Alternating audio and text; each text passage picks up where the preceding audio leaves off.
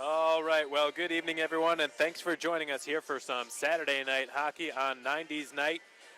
It's the 29th game of the 2018-19 regular season for the Macon Mayhem, the halfway point of the season having just ended yesterday for the Mayhem. As for Birmingham, that will be today. They have played one fewer game than the Mayhem have so far this season, and they're tied in the standings for second place in the SPHL. So Birmingham right now with the tiebreaker, but the Mayhem can erase that with a victory tonight. They can pull ahead by either 2 or 1 point of Birmingham should they win, depending on whether it goes to overtime or not.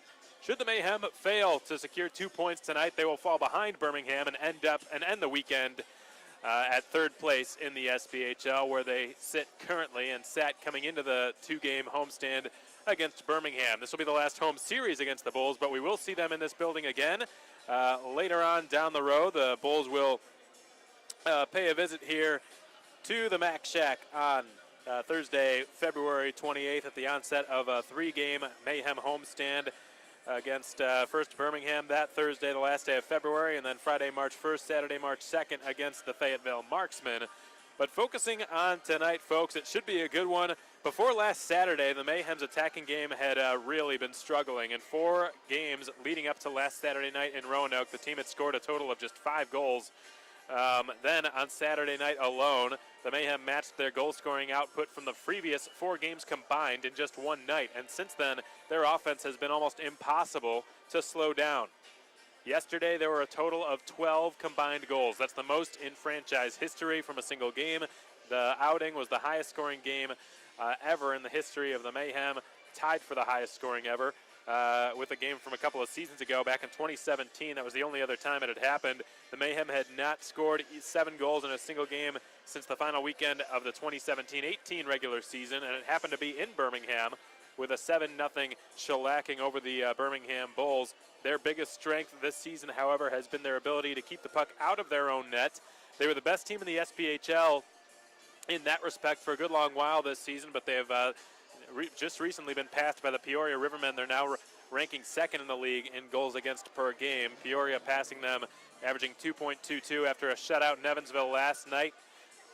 Stephen Klein pitching the clean sheet for Peoria, and with Macon giving up 5 yesterday, that did not help their goals against per game average, so they're back up to 2.32 goals against per game, ranking second in the SPHL, but that's nothing to sneer at. Yesterday was an anomaly in many sorts.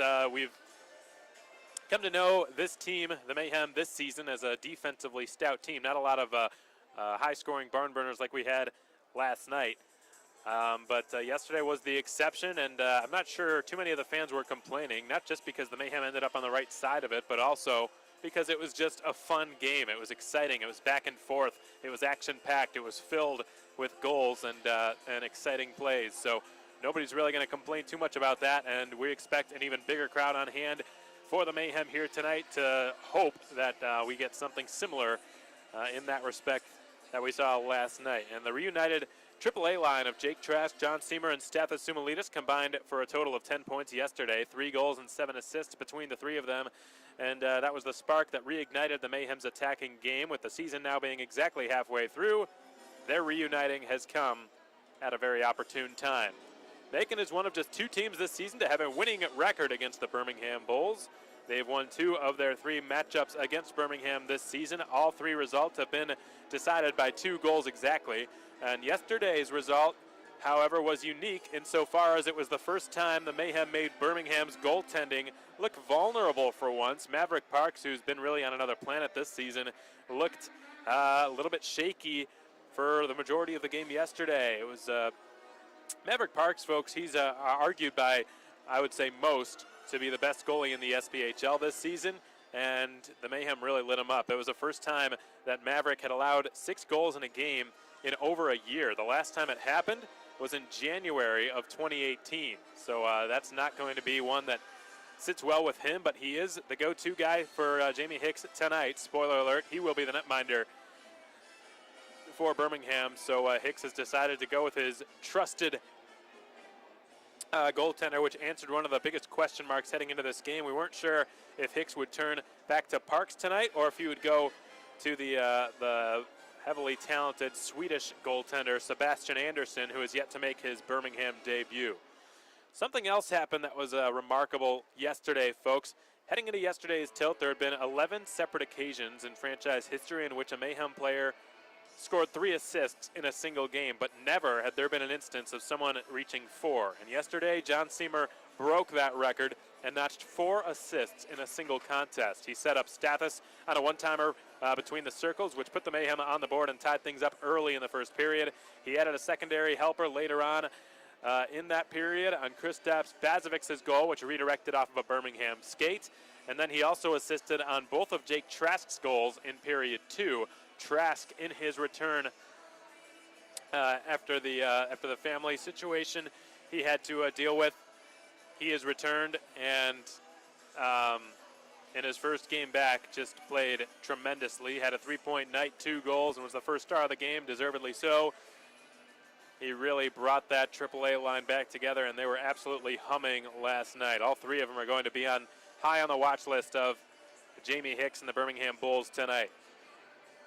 Of course, tonight is also 90s night. The Mayhem will be sporting specialty jerseys. They're Simpsons themed. They're pink and offset by the contrast of the dark Birmingham road sweaters. So should be easy enough to identify on the broadcast for those of you tuned in on SPHL Live, powered by New Lion. We're glad you decided to join us here for some Saturday night action. And then, of course, to our audience on YouTube, tuning into our pregame show, we're glad to have you with us as well. The Mayhem's next promotional night after tonight will be their next home game, of course, as they have a different promotion every single home game this regular season.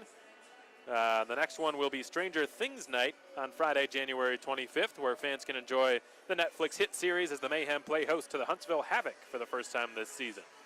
And the Mayhem's only matchup against Huntsville, it came on the road back on Sunday, November 11th. The Mayhem got the win 3-2. Stathis Sumulidis with the breakaway goal, which sealed the deal as the game winner.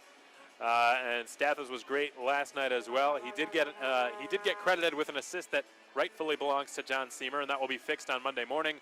But so he didn't have a 4-point night, but he did have a strong night nevertheless. He had a goal and 2 assists and got the ball rolling for the Mayhem on what would be their highest scoring game since April of 2018. So Stathis was the one who got that whole thing started with a beautiful one-time shot from the edge of the left circle on the left side of your screen.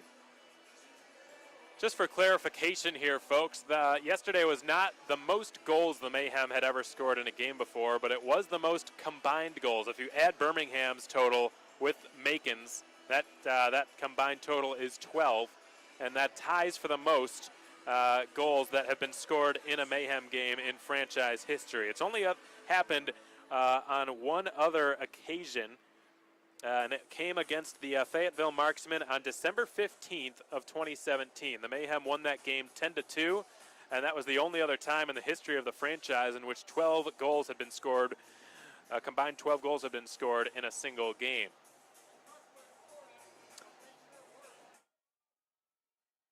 So we're going to take a look at the 3 keys of tonight's game and the who's hot, who's not, and so much more in just a moment. But when we come back, we'll have an interview with Mayhem head coach Leo Thomas and so much more. You're listening to Macon Mayhem Hockey on the Mayhem Broadcast Network.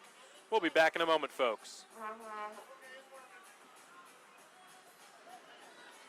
All right, everyone, and welcome into your pregame show. You're listening to Mayhem Hockey on the Mayhem Broadcast Network, SPHL Live, powered by New Line and on YouTube.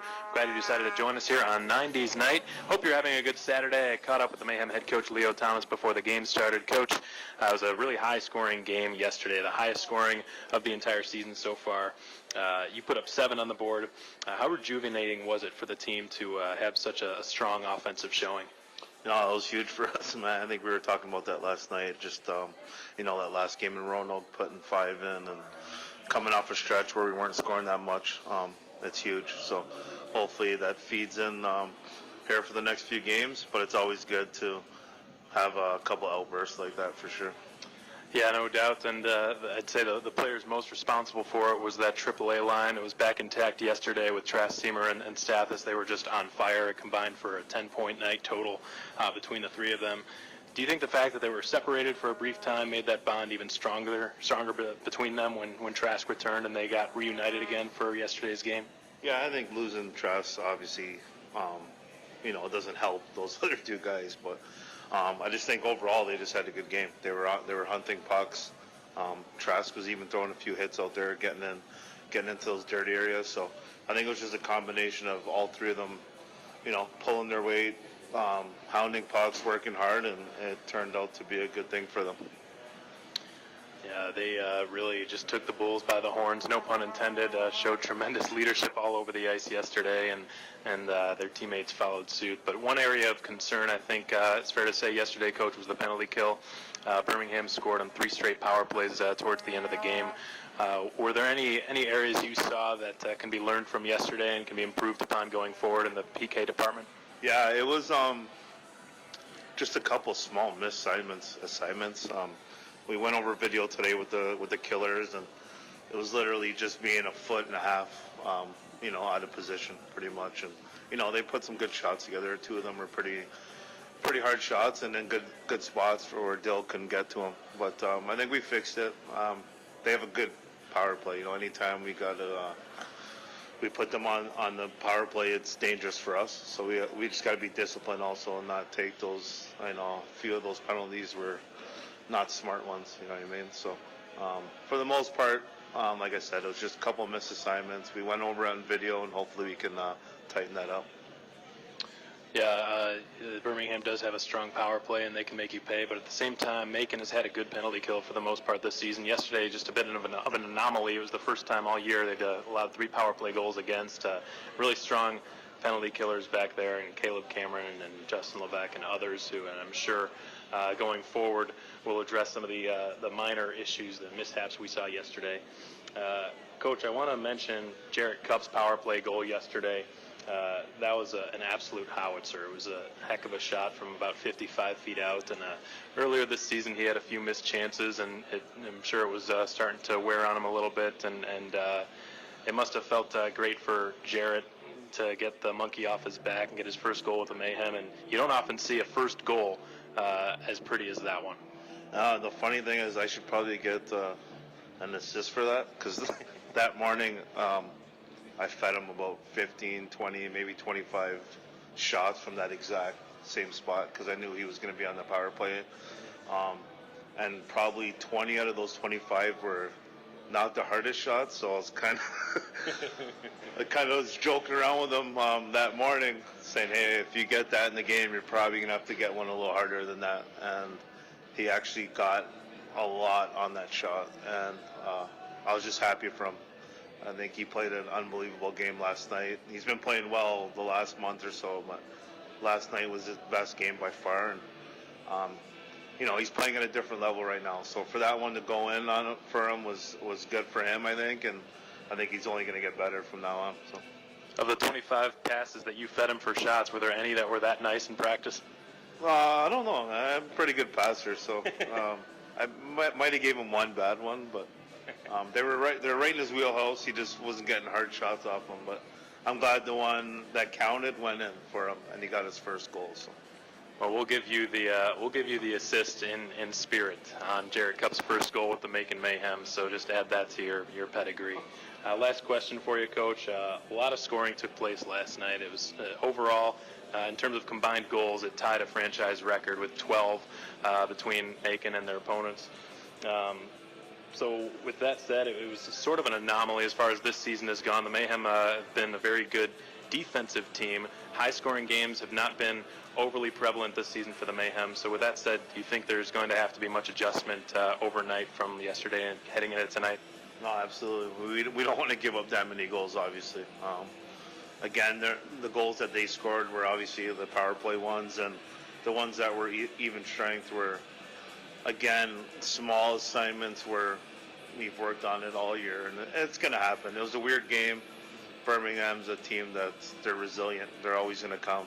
I know earlier in the year they were down 5-0 or something and came back and won 6-5. So we know that's the kind of team they are, and we just got to be better defensively. But it's always good to actually get 2 points when it's a high-scoring game. But also you don't.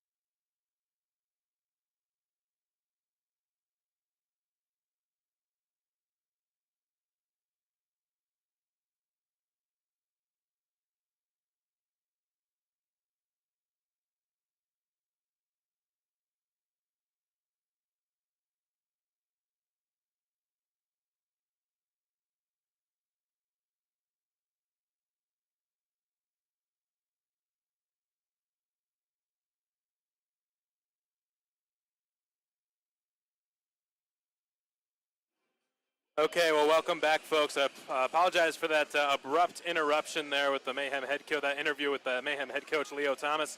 Had a minor audio issue with the away feed tonight. We want to make sure that's in tip-top shape, obviously, because Birmingham's broadcaster, Eli Gold, does such a tremendous job with his vast amount of experience in broadcasting professional sports. We want to make sure that his audio sounds pretty good.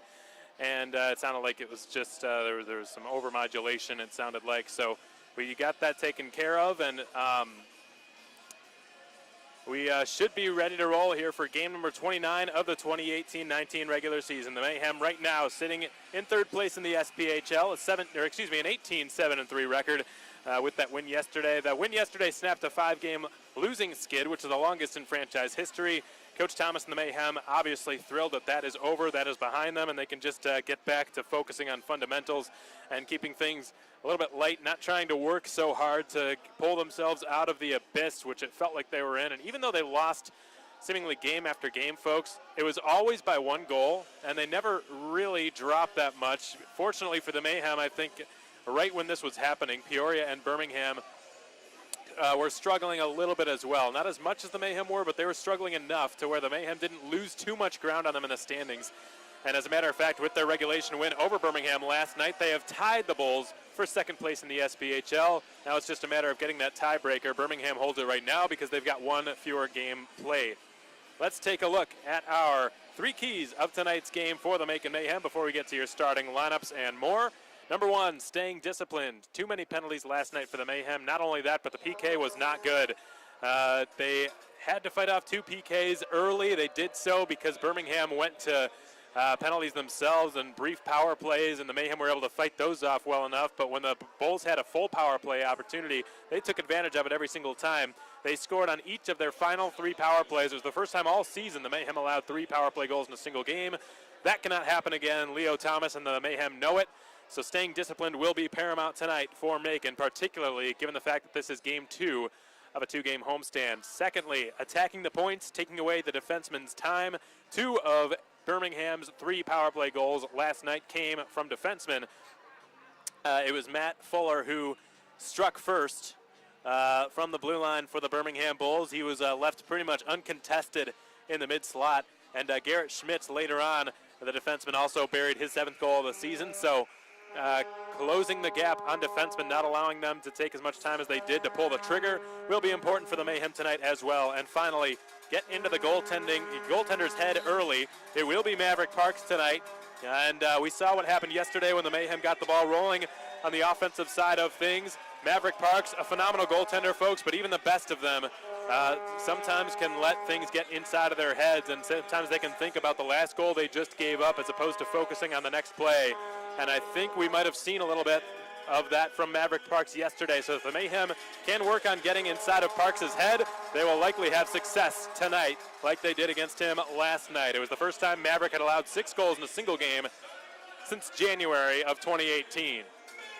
The starting lineup for the Birmingham Bulls is as follows. Matt Fuller on defense alongside Garrett Schmitz, 2 of the goal-scoring defensemen for Jamie Hicks' squad yesterday. Up front, Mike Davis, Josh Harris, and Jacob Barber, all the big guns, the top line for the Birmingham Bulls, will get the nod to start tonight for the visiting Birmingham Bulls. In that, we've talked about him enough. Maverick Parks, 21 games played this season, 15 of them were wins. Now for the Mayhem, their starting lineup is as follows. Nick Minerva will be starting alongside Kristaps Bazovics at the blue line. Minerva this season with 8 assists in 26 games played. He is second only to Kristaps in defenseman scoring this season. And the 2 of them also 2 of the younger players on the Macon Mayhem. Bazovics had a goal last night, the Mayhem's 2nd goal of the game, off a nice snapshot from the left point. And this young man, John Seamer, the 3rd-year Mayhem veteran, became the first player in the history of the franchise to score 4 assists in a single night yesterday. Stavas Sumilidis will be on his left flank. Sumi opened the scoring for the Mayhem yesterday to draw level with the Birmingham Bulls. They were trailing 1-0 before Sumilidis buried a one-time shot from the slot. It was Stavas' 9th goal of the 2018-19 campaign. And Jake Trask, who was the first star of last night's game, in his first game back after the tragedy that happened to him and his family, really came back with aplomb, had 2 goals and an assist. And finally, Ian Silvis, the man between the pipes. 11 games played this season, a 5-3-1 record, a 2.64 goals against average, and a .913 save percentage. Ian Silvis will be tending goal tonight for the Mayhem.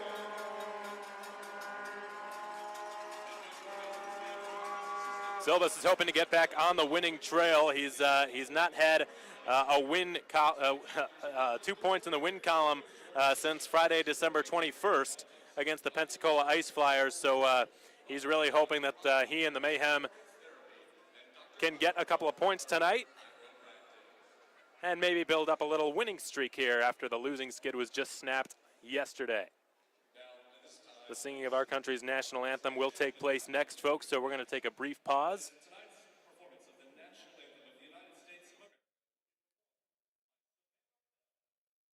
Annabelle, the singer of our country's national anthem. We'll be back in a moment.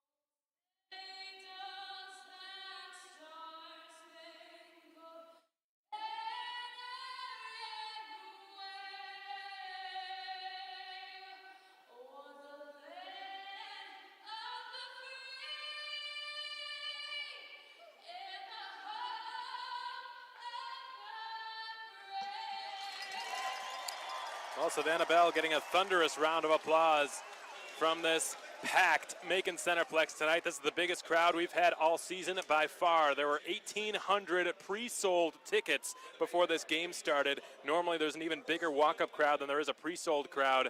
So it is just a phenomenal atmosphere here on 90s night. Every section has people in it, and the Mayhem really have got to be fired up. Having won their last game yesterday, 7-5, hoping to close out this home series with a sweep over the second-place Birmingham Bulls.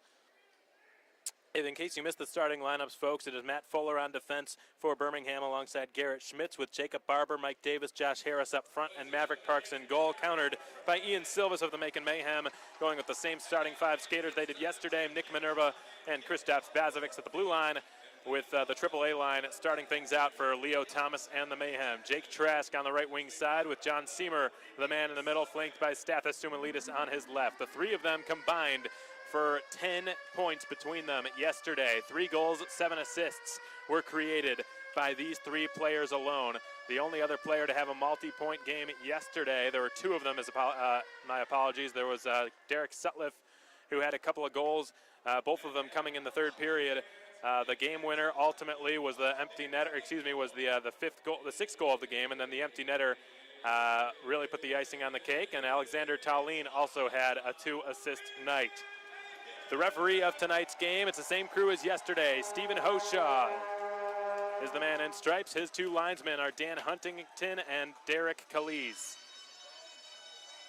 This first period of Mayhem hockey is just about underway, and we're about to officially embark on the second half of the 2018-19 season in just a few short seconds. To those of you joining us on SPHL Live, powered by New Lion, and to our YouTube audience, we're so glad you decided to do so here on your Saturday night. Hoshaw drops the puck, and this game is underway. The Mayhem sitting at 18-7-3 in the standings right now, tied with Birmingham for 39 points in the standings. Birmingham sitting at 19-7-1. A puck battle takes place right in front of the timekeepers shortly after the opening puck drop. It's sprung loose by Josh Harris and cleared as far as John Seamer, who will turn up ice with it, backhanding it off the sideboards, interrupted by Davis. It squirts past him eventually, and now the pressure is put on by both Seamer and Trask, the latter of whom slammed Fuller into the boards. It's been cleared, however, all the way down. Will this be an icing call? No. Play continues. Nick Minerva is forced to turn in behind his own net by Mike Davis, and now here comes Seamer up the right wing side. Stathis was well defended when he received the pass. Apperson knocked it off his stick. Puck is slowly rolling back to the line. Ronsberg pinched in to try to force the issue. In the meantime, play continues out at center. Larry Smith's got it. He will send it down the length. Icing will be the call against the Macon Mayhem. That icing call has been brought to you by Tropical Smoothie Cafe. We're a minute into this contest, no score. Larry Smith, the guilty party on that icing. Larry Smith now cracking the top 5 in the entire SPHL in terms of plus-minus this season through 27 games. The Mayhem blue liner has sported an impressive plus 16 rating. He's been terrific in keeping the puck out of his own net. One of the bigger reasons that the Mayhem have been such a good team defensively this season. He's sort of an unsung hero, Larry Smith. You need players like that just as much as you need players like Jake Trask. And keeping the puck out of your net is just as important as putting it into your opponent's net. And that's exactly what Larry Smith specializes in doing. It's been cleared off the sideboards and redirected further by Russell Jordan into the right corner of the Mayhem zone. It's swatted around the end wall by Seth Ronsberg. He took a big hit by Shane Toff, the other number 9, as Silvas steers that one out of play with a good stick save. And that flying puck has been brought to you by Blues Painting and Home Repair. 18:26 to go in the first period, no score here at the Macon Centreplex. It's a busy night throughout the SPHL. Games going on in Fayetteville, Huntsville, Quad Cities, and Evansville tonight. And all 10 teams are in action as usual.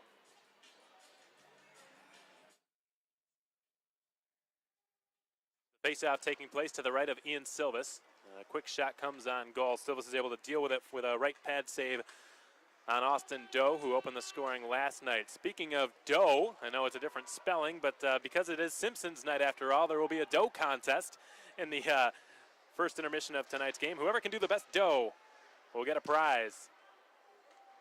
The best impersonation of Homer Simpson's Doe. And Doe will go back down into the corner of his own zone to try to help his teammates move the puck out of it, and it's eventually going to be collected by Schmitz, who scored a power play goal last night for Birmingham. So did this man, Matt Fuller, who's got it on his stick now. He will get it back from Casey Kolzicki, who now heads to the Birmingham bench. Fuller looking to make the breakout play. He's got Seamer on the other side of Maverick Parks. He makes the safe play out to Davis. Swatted further by Harris. Harris, the SPHL's leading scorer with 33 points on the campaign. The Mayhem guilty of another icing, brought to you by Tropical Smoothie Cafe.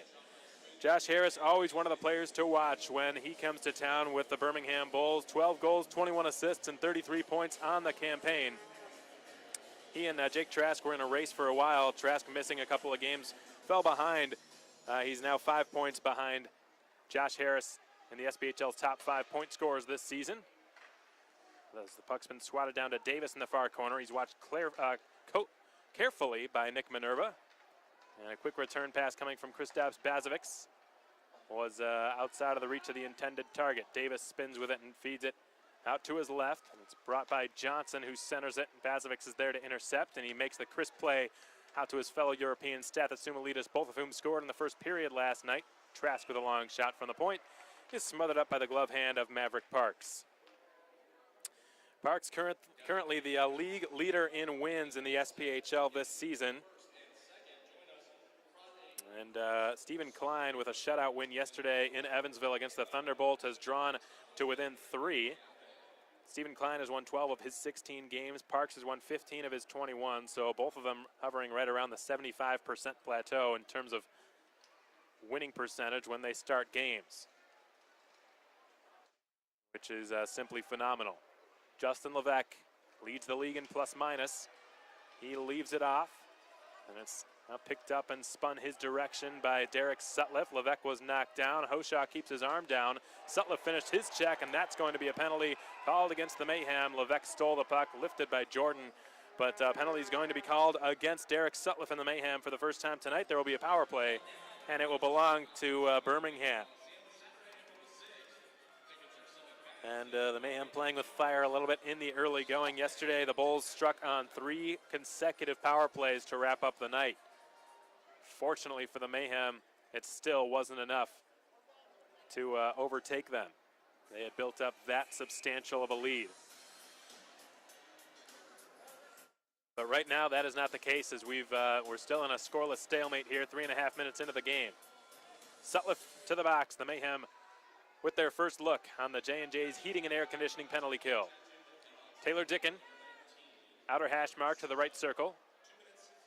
Skates down into the corner and sends it around the end wall. Shane Toff has it knocked off his stick by Larry Smith. It's bounced out down the ice all the way on net. Maverick Parks is going to have to play it aside. Fuller, offensive-minded defenseman with 8 points so far this season, a goal and 7 assists, his first as a goal coming last night on the power play. Shane Toff had one as well as he goes in to fetch it behind the goal line. Taylor Dicken assisted on Fuller's first goal. We'll wrap it around to him, but he's not quite there yet. He's going to have to reset out at center and swing it back out to Shane Toff in the neutral zone. Justin Levesque pressures him all the way down the boards. Stathis Sumalides has his pocket picked by Toff. Here comes Russell Jordan, the ex-Ice Flyer and Thunderbolt. This is his 3rd destination this season so far. Back to the blue line, Harris, Jordan, Apperson. Harris again in the deep slot. Takes a look and surveys. Puck is cycled around the perimeter quickly for Harper now. Barber, rather, who takes a wrist shot, snagged by Silvis. And no rebound. Jacob Barber, I beg your pardon, leads the entire Birmingham side in goals with 15 on the season. And not only does he lead the Bulls in goals scored this season, he also leads the is second now, tied for second with Jake Trask in the SPHL. Austin Vieth overtook him last night with a goal for his 16th on the year of Peoria. Barber will get rid of it off to his left, and it's Schmitz up to the deep slot. Harris. Pass was not a very good one. Stathis easily able to intercept it. Now he's working 1-against-1 against Garrett Schmitz, who closed him off in front of the Birmingham bench. Jacob Barber. Back on Cancer Awareness Night, Barber was the only Bull to get on the score sheet, or to put the puck in the back of the net, I should say. It was a power play strike that came from the right circle on this side of the ice that's on your screen right now. Schmitz forced Soper to lose an edge, and a split pass right up the middle, finds his man behind the defense on a breakaway. It's Doe, and for the 2nd straight night, he has opened the scoring in the closing seconds of the Mayhem penalty kill. 1 second was left on the penalty called against Derek Sutliff, and Austin Doe has opened the scoring for the Bulls. It's 1-0 Birmingham.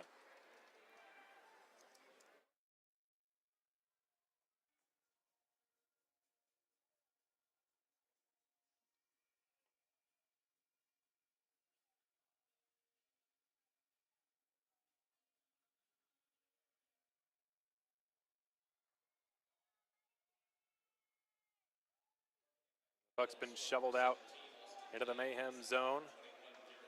It's picked up by Seamer, who will reverse it. Trask, heads up pass, finds Seamer. He's got some time and space. He tries to drive. He's knocked off balance. Play continues. Right point, it's Minerva. The long wrist shot redirected on goal, stopped by Parks. Loose puck sliding up to the left point, and Bazovic will tap it behind the net. Seamer overskates it, will stay on it as he has a stick lifted by Sam Williams, then hits him up high. Might have gotten away with a high hit. Williams trying to draw a penalty, none forthcoming. The Mayhem still on the attack. It's Trask ripping it wide to the left post, and Sutliff closes in on possession of the puck. He's stick lifted by Dicken, who will skate it out of harm's way, and that conversion between the two number 19s. Dicken still has it as he buys some precious time for his team to make a line change now. 13.5 to play in the first period. Birmingham with a 1-0 lead.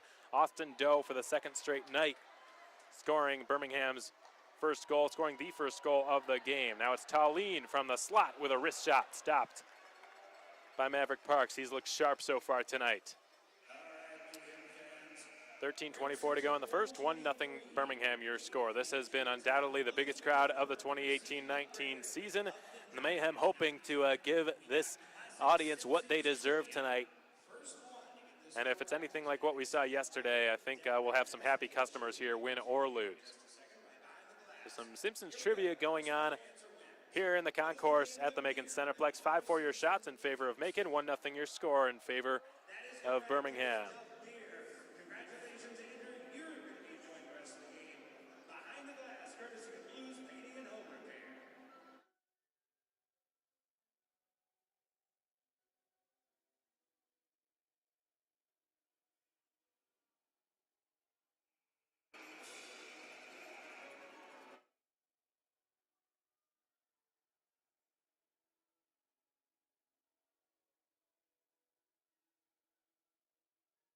These jerseys that you're seeing, folks, will be sold off at a live auction in the Centreplex lobby after tonight's game by our public address announcer / auctioneer Charles Olson. This is our third to last jersey auction, specialty jersey that we'll be wearing. We've still got camo night to look forward to on February 2nd, and then of course superhero night. Military appreciation night, I should say. In mid-March against the Huntsville Havoc. Icing is the call against the Birmingham Bulls following the defensive zone face-off they just had to take. That icing call has been brought to you by Tropical Smoothie Cafe.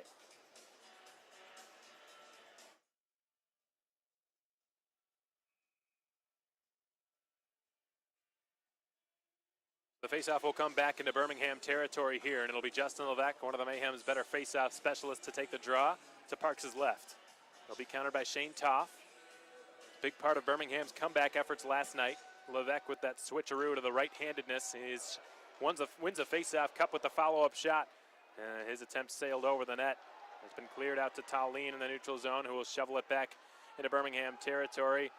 Not quite far enough for icing, though it was close, as Schmitz will spin it back into the corner on the near side of the ice.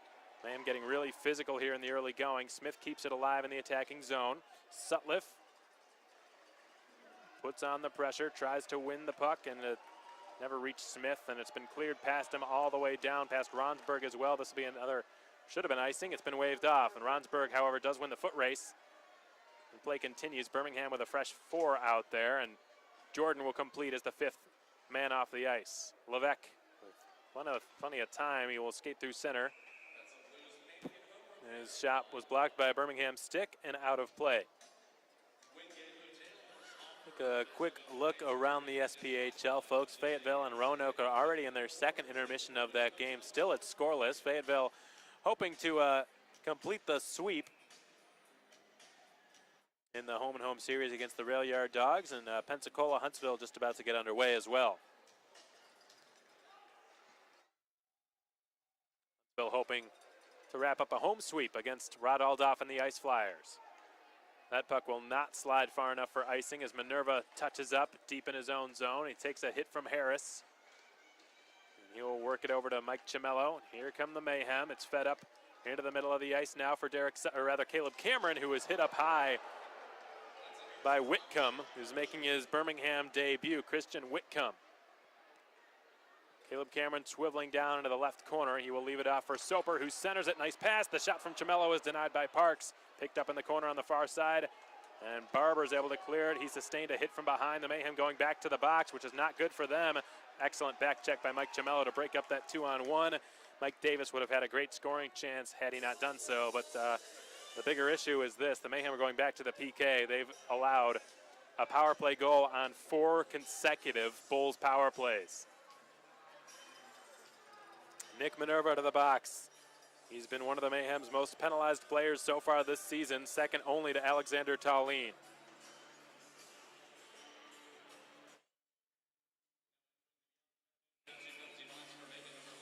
So Minerva will skate to the beyond taboo tattoo penalty box, and the Mayhem back to the J&J's heating and air conditioning penalty kill for the second time tonight. Their last PK actually played fairly well. It was an unfortunate sequence. What happened there, Sutliff was in the box. He was about to be let out in the final second. There was 1 second left on the PK when Birmingham scored their goal. Shane Toff reverses it Got it down into the corner on the far side for Russell Jordan. Up to the blue line, Fuller. Jordan. Pass over to Fuller was intercepted. A good stick check by Levesque. Jordan will turn it back into the Mayhem zone. Lost a handle on it. Toff follows up for him and flutters it over to Dickin. Attempted the cross-ice pass. It was broken up. Good stick check by Levesque. No penalty called here. Play continues. Birmingham cycling it up to the blue line as Fuller will feed it down to Russell Jordan. He will give it to Toff. Owen setting up shop in the right circle. The pass down to the goal line now for Jordan in the far corner. Toff, left circle to Jordan again. From a tight angle, Jordan's pass never reached Fuller. Picked off by Sumalitis, but he couldn't clear it.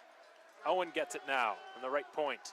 He will send it down the boards. It's picked off, worked out to the neutral zone. Stathis is at the end of a shift. He's trying to buy some time here.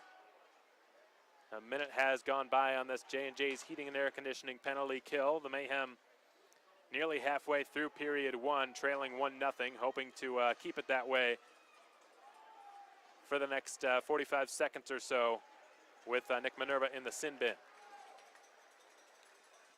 Maverick Parks will leave it off to his left. And it's Josh Harris scooping it up. He will start out with it. Faked right, went left, and racing down the left wing side with it now Jacob Barber, who centers, and it's Doe again. Austin Doe receiving the pass from behind the net, completely uncontested in the slot. Austin Doe has been on fire. 5 goals in his last 3 games, and he has just built on an insurance lead for Birmingham. They lead 2-0, and it's a 5th consecutive power play goal for Birmingham. It's now 2-0 Bulls.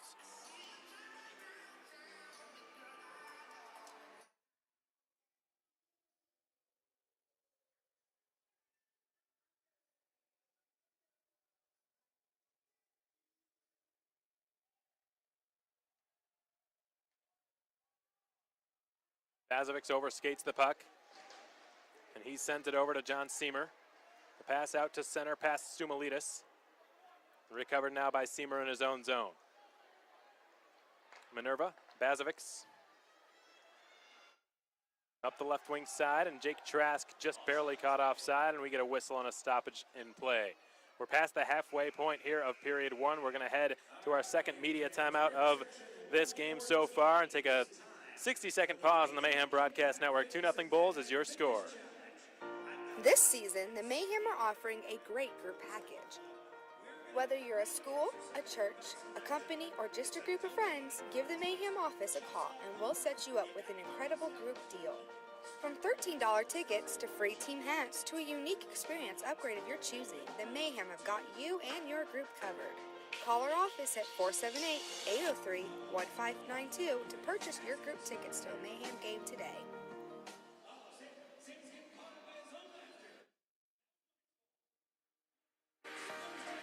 Need to raise some money for your organization? Contact the Mayhem front office and we'll be happy to partner up with your group to help you fundraise for our cause. You buy tickets from us at $10, you sell them for $15, and then you keep the remaining $5 per ticket sold for whatever cause you like. Call our office at 478-803-1592 to set up a fundraiser for your organization today.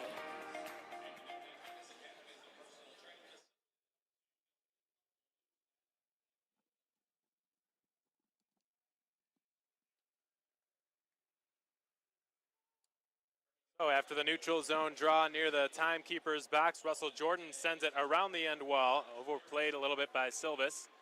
And it's fed into the slot for Jordan, who misfired with his shot. It's been cleared out past Apperson down into Birmingham territory. Icing is the call, however, against the Macon Mayhem. That icing call brought to you by Tropical Smoothie Cafe, 9:17 to play in period one, 2-0 Birmingham. One area the Mayhem have substantially been improving upon of late has been their shots on goal. Shots for, shots against have both been fantastic for the Mayhem lately. They've outshot their opponents in recent affairs more often than not. They've outshot the opposition in 4 consecutive games. That is picked up now on the right side by Davis. Mike Davis staying on his skates somehow and working it back up to Whitcomb, who sends it behind the net. It's slapped towards the front of it now by Barber, interrupted by Seamer, who flushes it out now to Stathis Sumalitis. Seamer's on his horse as he skates out to center. He's joined by Trask on his right, feeds him a pass through and just outside of his reach. He was well covered by Harris. Seamer bounces one into the slot. Nobody was there for the Mayhem, and the AAA line is out of gas. It's flung into the left corner by Whitcomb. Ronsberg swipes it along. It's turned back in behind the net. Larry Smith will collect it. 8.5 to play in the first. 2-0 Birmingham.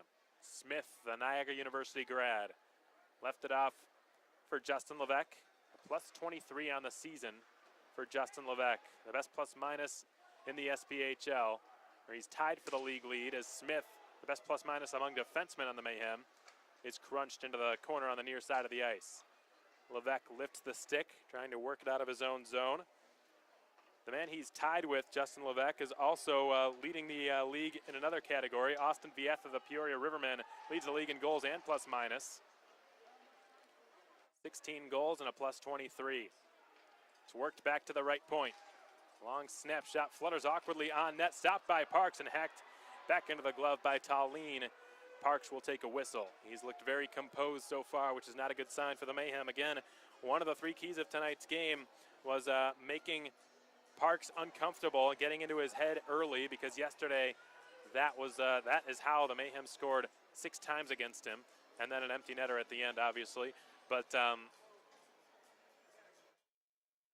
if it weren't for that those early couple of goals, I really think that Parks would have been a lot harder to solve throughout the rest of the game. As you could tell, the Mayhem were starting to get inside of his head a little bit, making him second guess himself.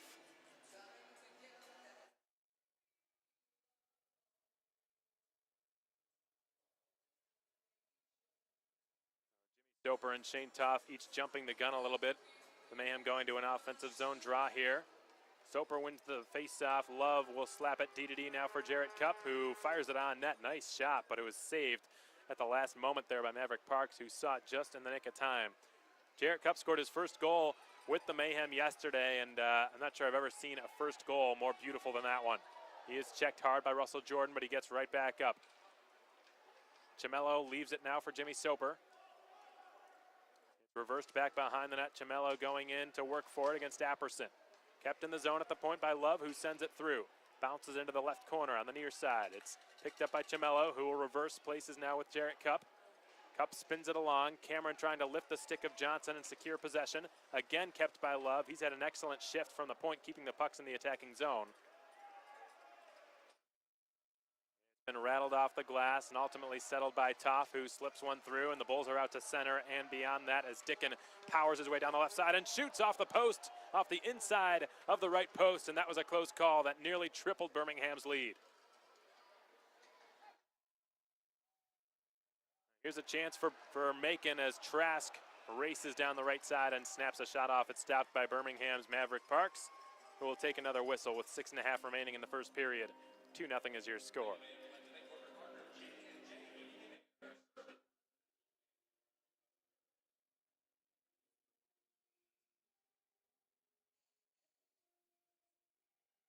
Draw will be to Parks' left, his glove side.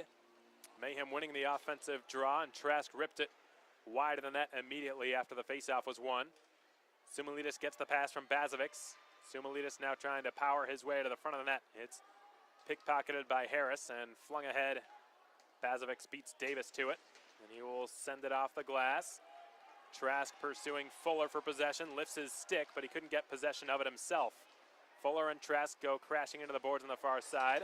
Minerva pinches in, keeps the play going. Trask spins it into the left corner now. Seamer is there to get it. He put it in front and nearly ricocheted in awkwardly by Sumilidis, but it popped up and went the other side. Sumilidis has it again. He centers it for Trask. It hopped over his stick. Close call for the Mayhem. 5:47 to play here in the first. Plenty of time, but the Mayhem trailing by a couple of goals for the first time this weekend.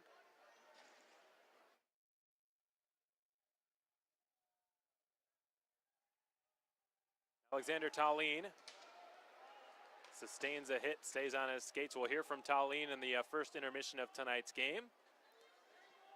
Barber, number 2 goal scorer in the SPHL, tied with Jake Trask with 15 on the season. Clearing attempt from Ronsberg was snuffed out by Toff. Back to the blue line for Whitcomb, whose slap shot partially blocked by the stick of Sutliff. Both of Birmingham's goals tonight have come on the power play. The Mayhem have allowed 5 consecutive goals on Bulls power plays. Now it's brought down into the right side. Zicky ran out of real estate. Apperson will just fling it back in. Scooped up by Jarrett Cup inside of his own trapezoid with 4:45 to play in the first period. His team trailing 2-0. Beck swings past him and Cup drives out the other side with it. He motors out to center. A little bit too ambitious there with that zone entry as he loses an edge, gets back onside, and that call was false. But all right. 4.5 to play in the first period. 2-0 Birmingham at your score. We're going to take a brief pause on the Mayhem Broadcast Network. Be back in a moment, folks. Partial season ticket plans are still available. With the Mayhem's home season halfway through, you can still purchase the quarter season plan or the half season plan through our website for as low as $105. With VIP parking, 10% off of merchandise, access to event pre-sales, and more, the benefits of becoming a partial season ticket holder are endless. Visit the Tickets tab on our website, maconmayhem.com, for more information. Don't forget, Mayhem fans, the Mayhem are having a different promotional night for every one of their home games in the 2018-19 season. With 90s Night, Superhero Night, Princess Night, Military Weekend, and so much more, there won't be a game all season where we won't have something exciting going on at the Macon Centreplex. Visit our website at maconmayhem.com for more details.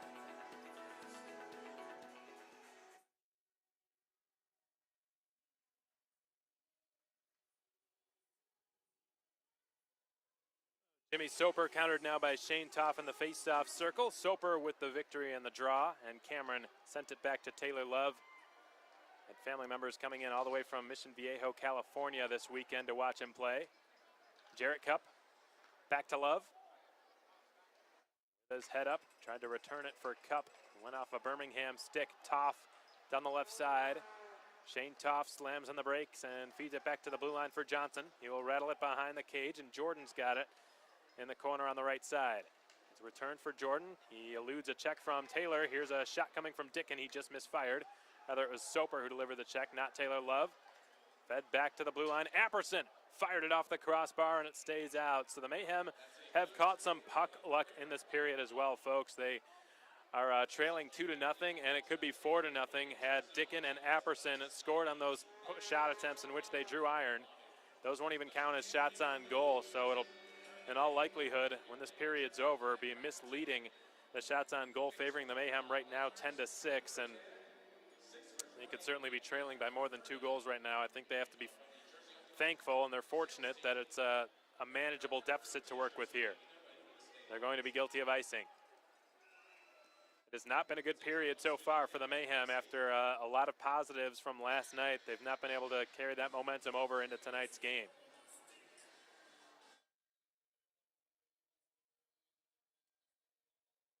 Fair to them, folks, I think I might struggle as well to unleash my inner my inner aggressive instincts while wearing these pink jerseys.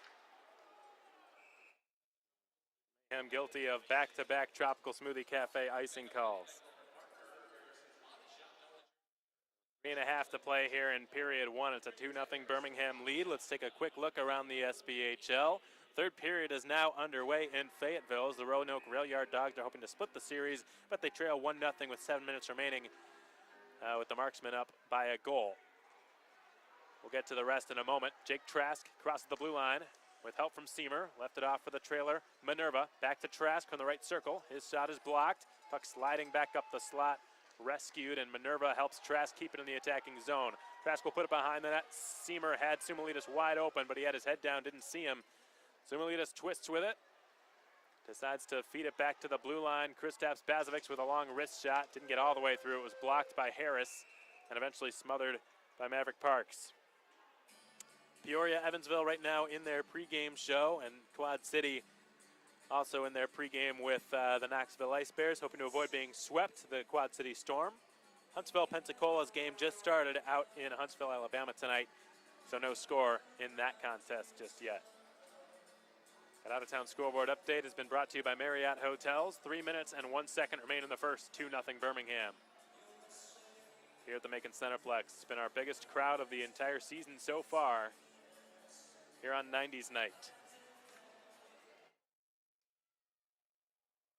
The puck's been cleared off the glass, kept in for the time being by Smith. Friendly fire between Austin Doe and Casey Kolsicki. Whacked up towards Justin Levesque, backhands it out to center, and it's Alexander Tallien. Beautiful cross-ice pass, lands for Sutliff, who on his off wing had his backhander denied by Maverick Parks, who's searching for it. He covers it with his blocker and will take a defensive zone draw. Lots of pushes and shoves taking place after the whistle.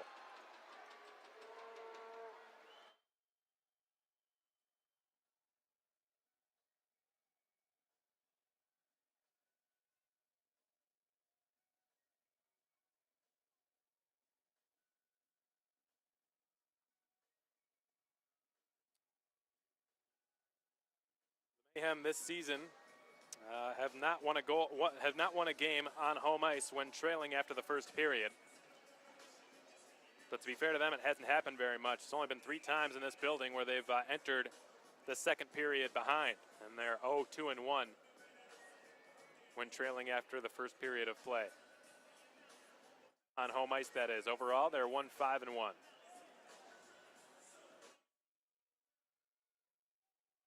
They're hoping to at least chip away at this deficit entering period 2. Still got plenty of time to cut the deficit in half here as Tallien turns his attention into the Birmingham zone. He feeds Sutliff again, who attempted to return pass it to him. Both of them were well covered. Tallien is closed off behind the Birmingham net, and out they skate with it. Apperson dishes it off to his right. Russell Jordan accelerates it further. Justin Levesque has his head up and will filter one through the middle of the ice. It's taken away and given out to Taylor Dickin. Backed up to Jordan, who redirects it into Macon territory. Minute 54 to play in the first. 2-0 Birmingham. Cup feeds Tallien, who chisels it into the Birmingham zone. Maverick Parks lets it go past him for Nick Owen. Soper directing traffic, telling Cameron to step into the F1 position. Soper will take a step back. Cameron try to flush Nick Owen out from behind his own net. Mayhem putting on good pressure here. They've not gone to a power play yet in this game so far. Soper turns it towards the front of the net. Big rebound is blocked off of Birmingham skate. Stuff attempt from the side of the net, stopped by Maverick Parks, and it stays out as Harris works for it all the way behind his own net. He's done a lot of that knife work so far in this game. The nitty-gritty Harris has excelled at. So nothing is beneath the SPHL's leading scorer this season, that's for sure. It's just been cleared over the head of a jumping Caleb Cameron. Big body check delivered on the near sideboards by Taylor Love. Macon reattains control as Cameron sends it over in the direction of Mike Cimello. Now it's Cup. 48 seconds remain, and they will tick off the clock here as period 1 is coming to an end.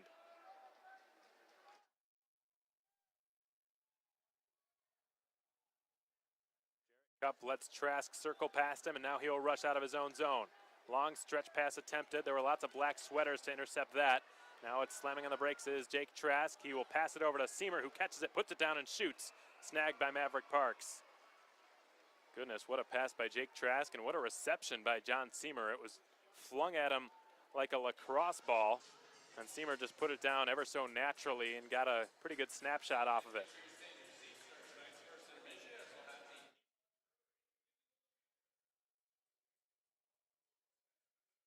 Jake Trask lines up in the shooting hole. The Mayhem have tried this play already once tonight. Trask will not be able to get a shot off a second time. Jordan will storm out of his own zone with it. Enter down the left wing side, has his stick checked by Minerva. Trask ends up with it on his stick, 12 seconds. The Mayhem have time to get one last shot probably, as Sumalitas centers one. Minerva had his stick tied up, couldn't get a shot off.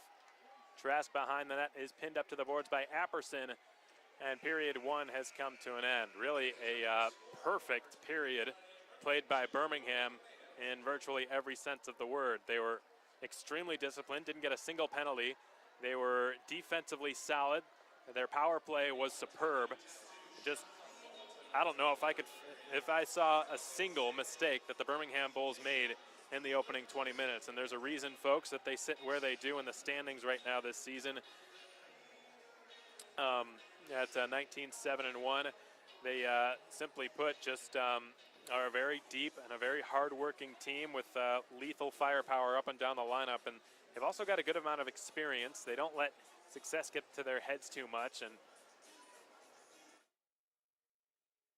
they're a very difficult team to overcome a deficit against. They're also a very difficult team to put away, as we saw yesterday. The Mayhem had multi-goal leads at several points throughout the night. Birmingham just kept on coming back, similar to what the Mayhem did on the road last Saturday. Birmingham pretty much gave the Mayhem a taste of their own medicine last night in their ability to come from behind in games and make things at least interesting, if not come away with a comeback victory. The Mayhem have not allowed a come-from-behind victory really all season. And Birmingham came pretty darn close to doing that last night. There was a case earlier this year in Knoxville where the Bulls were down 4-0, and they ended up winning the game 5-4. So you can't count them out. Right now, the Mayhem in an entirely different situation. They've got to come back in this one. Fortunately for them, the first periods this season have been their worst in terms of goals for and goals against. Second periods have been pretty solid, but for the Mayhem, their calling card this season has been their play in the third period. They've outscored the opposition 38-20 in third periods of play. So we hope, if you're a Mayhem fan, we hope the best is yet to come. We'll get to our first intermission out-of-town scoreboard update presented by Marriott and so much more brought your way momentarily. But first, an intermission interview with Mayhem forward Alexander Tallien. All right, welcome back, Mayhem fans. We're so glad you decided to join us here on 90s Night. We hope you're enjoying your Saturday wherever you might be. You're listening to Macon Mayhem Hockey on SPHL Live, powered by New Line and on YouTube. We're glad you decided to join us. I had the chance of catching up with Mayhem forward Alexander Tallien. Alexander, first off, appreciate your time. Thanks for being here. Thanks for having me. Now, Alexander, how did it feel last night for you personally that the team was able to not only snap a bit of a losing skid you guys were on, but you also had the highest scoring game of the entire season, and you did it against your former squad? Yeah, it was a good feeling. The guys really kind of came together. You know, during the week, we all decided that practice was going to determine how the weekend was going to go, and I think the tempo in practice was high, and the guys were battling, and I think that contributed to the way our play was on the weekend, and we look forward to kind of do that again here tonight. Yeah, absolutely. I've always heard that if you practice well, hard, and honestly, then the game's going to be the most fun part of the entire week, and it certainly looked that way yesterday in that 7-5 barn burner against Birmingham. Alexander, you've been red hot of late. You've got a goal and 3 assists in your last 2 games. What's sort of been the key for you here recently, and what's been clicking for you? Me personally, I've just been keeping it simple, but a lot of it has come from my 2 line mates, Mo and Suddy. They've been creating plays and kind of finding me in the areas, and I've been finding them. So we've been working well together, and I think we've kind of been building some good chemistry. So that's definitely helped. I mean, all around, everyone's been playing better. So that's kind of a team thing there. So that's kind of where that's coming from. It certainly is a capable trio of players. Derek Sutliff really just sort of put the team on his back in the third period last night, scored an unassisted breakaway goal, and then sealed the game with an empty netter. And Justin Levesque, well, good things always seem to happen when he's on the ice. He's tied for the SPHL lead in plus-minus with a +23 on the campaign. So, Alexander, I want to ask you about your jersey number 97. Like yourself, I'm a Chicago guy, and I noticed pretty much right away that you wear a jersey number that's about 60 digits higher than anyone else on the team. So it kind of stands out, and it's no coincidence that you wear that number. So I was just hoping you'd tell us a little bit about that choice and how it came to be for you.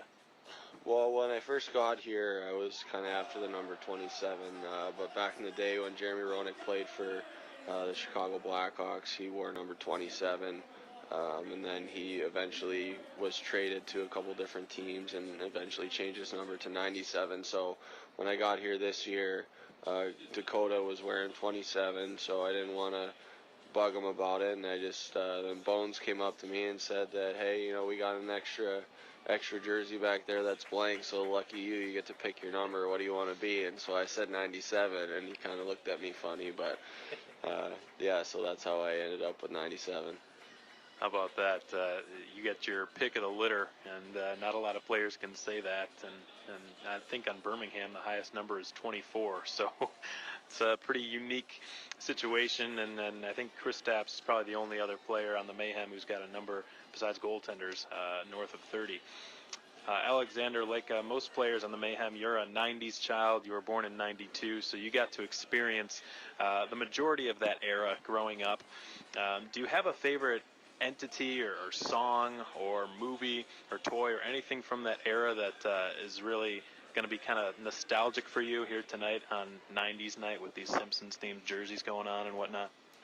Well, yeah, so obviously cartoons come to mind right away. Rocket Power was one that I remember as a kid. Rugrats, all those Simpsons, those were fun shows to watch. But the other thing that comes to mind too, I remember going and buying a CD or getting a CD from Aaron Carter with the song "I Want Candy" on it. So that was a song that if you look back now, you can kind of laugh about. But I think a lot of movies had that song in it.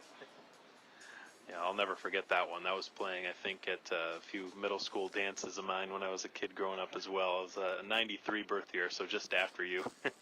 All right, last question for you, Alexander. You're a former Birmingham Bull. You've sort of got an inside edge on this team that no one else in the Mayhem has now that Brandon Fade's gone. How do the Mayhem come away with the sweep tonight after a really strong offensive showing yesterday? I think we just stick to our guns today about the same as we did yesterday. And I don't think the game plan has to change too much. I think if we play our game, we're pretty hard to play against. But they are a good team, so hopefully we show up tonight and we'll come out on top. All right, well, good luck out there tonight, and really appreciate your time. Thank you. Thanks for having me. That's Alexander Tallien, number 97 forward for your Macon Mayhem, and this has been your first intermission report. We'll be back with your Marriott Hotel out-of-town scoreboard update and more right after this. Keep it right here on the Mayhem Broadcast Network. Welcome back, folks. Hope you've enjoyed this one up till this point. If you're a Mayhem fan, it's not been the prettiest of first periods we've seen this season, though in the shots on goal category, the Mayhem have done well. Maverick Parks is just far too strong in net right now to have been beaten by any of the shots the Mayhem sent his way. They've got to dig a little bit deeper, and they've got to do it soon. They find themselves trailing 2-0. The power play has been, the penalty kill, really, without sugarcoating it, folks, the penalty kill for the Mayhem has been awful of late, and they've got to turn it around pretty quick here, because if they're allowing a power play goal every single time their opponents go to the man advantage, they're not going to win too many games. So it's going to turn around. I'm confident of that. The Mayhem's PK has been strong this season up until really about yesterday. And you have to credit Birmingham's man advantage with the way that they've cycled the puck and attacked and utilized, taken full advantage of the extra man and the extra ice that they've had, and have really stretched the rink out. Which is exactly what you're supposed to do when you've got an extra man. So Birmingham's power play has been outstanding, but to allow 5 straight power play goals is not acceptable, and the Mayhem are going to have to dig in the next time they are shorthanded, which will likely happen again tonight. They have really got to commit and play extremely well in their coverage and keep that passive box pretty tight and well put together, and not find themselves out of position too much. And they've got to keep sacrificing the body, blocking shots, and taking them for the team if they want to slow down this Birmingham power play, which right now is just on a seemingly unstoppable roll. Again, 5 straight power play goals for the Bulls, and right now it's 2-0 in favor of Birmingham in the first intermission of tonight's game. We hope you enjoyed that interview with Alexander Tallien, 26-year-old power forward out of Crystal Lake, Illinois. Had a fun time interviewing him. I think he had some fair points. It was nice hearing about his childhood. He's another, just like most of the Mayhem players, is a 90s child himself, and it's 90s night tonight, obviously. And he's a big Rocket Power fan and a big Jeremy Roenick fan as well, hence the number 97 on his jersey. Taking a look at our Marriott Hotel out-of-town scoreboard update. Again, all 10 teams in the SPHL are active this evening. Fayetteville has just won its game against Roanoke, sweeping the Rail Yard Dogs and knocking them back down to exactly 500 on the season. They're now 14-14. Fayetteville improving to 14-11-3. They've just jumped up to 31 points in the standings and are tied with Knoxville and Huntsville in that respect. Speaking of Huntsville, they're hosting the Pensacola Ice Flyers tonight, hoping for the home sweep, but they trail Pensacola by a 1-0 margin out in Alabama this evening. Quad City looking for a home split against the Knoxville Ice Bears, who made the long trek from southeastern Tennessee up to northeastern Iowa to square off against the Storm, who have a 1-0 advantage over Knoxville. And then Evansville, Peoria in a scoreless stalemate through 5.5 minutes of play. Peoria with a 4-0 win on the road in Evansville last night. And that wraps up your out-of-town scoreboard update, brought to you by Marriott Hotels. Because we had a technical difficulty with Leo Thomas's interview, folks, back in the first period, had to deal with some audio issues on the away feed, getting Eli Goldall squared away, which was important. So we had to cut that interview a little bit short. So just in case you missed it, we're going to replay the pregame interview with Mayhem head coach Leo Thomas. So we've got about 7.5 minutes or so before second period action is brought your way. Enjoy that. In the meantime, just sit back, relax, enjoy hearing from the Mayhem's head coach, and we'll be back shortly after that to bring you second period action and more from the Macon Centreplex. All right, everyone, and welcome into your pregame show. You're listening to Mayhem Hockey on the Mayhem Broadcast Network, SPHL Live, powered by Newline, and on YouTube. Glad you decided to join us here on 90s night. Hope you're having a good Saturday. I caught up with the Mayhem head coach, Leo Thomas, before the game started. Coach, it was a really high-scoring game yesterday, the highest scoring of the entire season so far. You put up 7 on the board. How rejuvenating was it for the team to have such a strong offensive showing? No, it was huge for us, man. I think we were talking about that last night. Just, that last game in Roanoke, putting 5 in and coming off a stretch where we weren't scoring that much. It's huge. So hopefully that feeds in here for the next few games. But it's always good to have a couple outbursts like that for sure. Yeah, no doubt, and I'd say the players most responsible for it was that AAA line. It was back intact yesterday with Trask, Seamer, and Stathis. They were just on fire. It combined for a 10-point night total between the three of them. Do you think the fact that they were separated for a brief time made that bond even stronger between them when Trask returned and they got reunited again for yesterday's game? Yeah, I think losing Trask, obviously, it doesn't help those other two guys, but I just think overall they just had a good game. They were hunting pucks. Trask was even throwing a few hits out there, getting into those dirty areas. So I think it was just a combination of all three of them, pulling their weight, hounding pucks, working hard, and it turned out to be a good thing for them.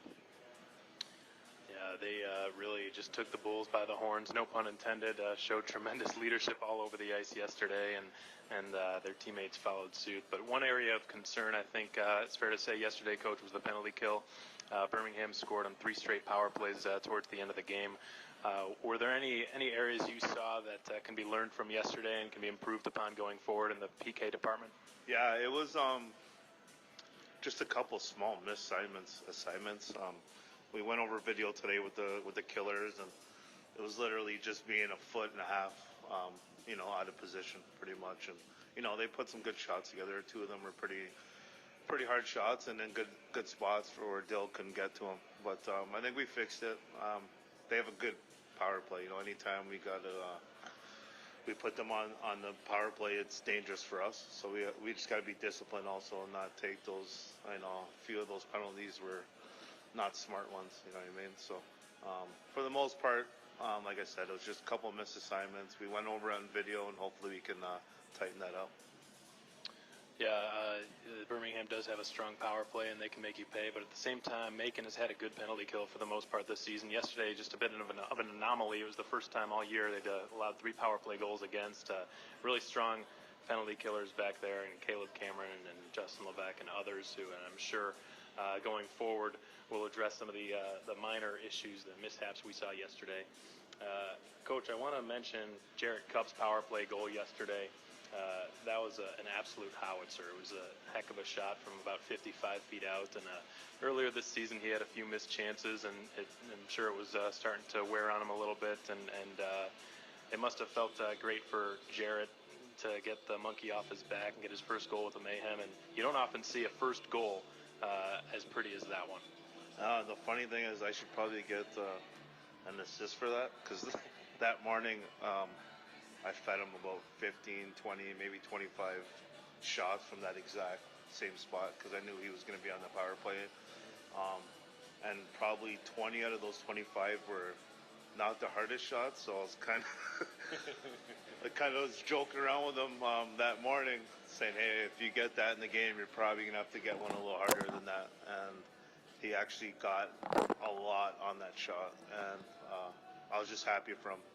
I think he played an unbelievable game last night. He's been playing well the last month or so, but last night was his best game by far. And he's playing at a different level right now. So for that one to go in on it for him was good for him, I think. And I think he's only going to get better from now on. So. Of the 25 passes that you fed him for shots, were there any that were that nice in practice? I don't know. I'm a pretty good passer, so I might have gave him one bad one, but they were right in his wheelhouse. He just wasn't getting hard shots off him. But I'm glad the one that counted went in for him, and he got his first goal. So. Well, we'll give you the assist in spirit on Jarrett Cupp's first goal with the Macon Mayhem. So just add that to your pedigree. Last question for you, Coach. A lot of scoring took place last night. It was overall, in terms of combined goals, it tied a franchise record with 12 between Macon and their opponents. So with that said, it was sort of an anomaly as far as this season has gone. The Mayhem have been a very good defensive team. High-scoring games have not been overly prevalent this season for the Mayhem. So with that said, do you think there's going to have to be much adjustment overnight from yesterday and heading into tonight? No, absolutely. We don't want to give up that many goals, obviously.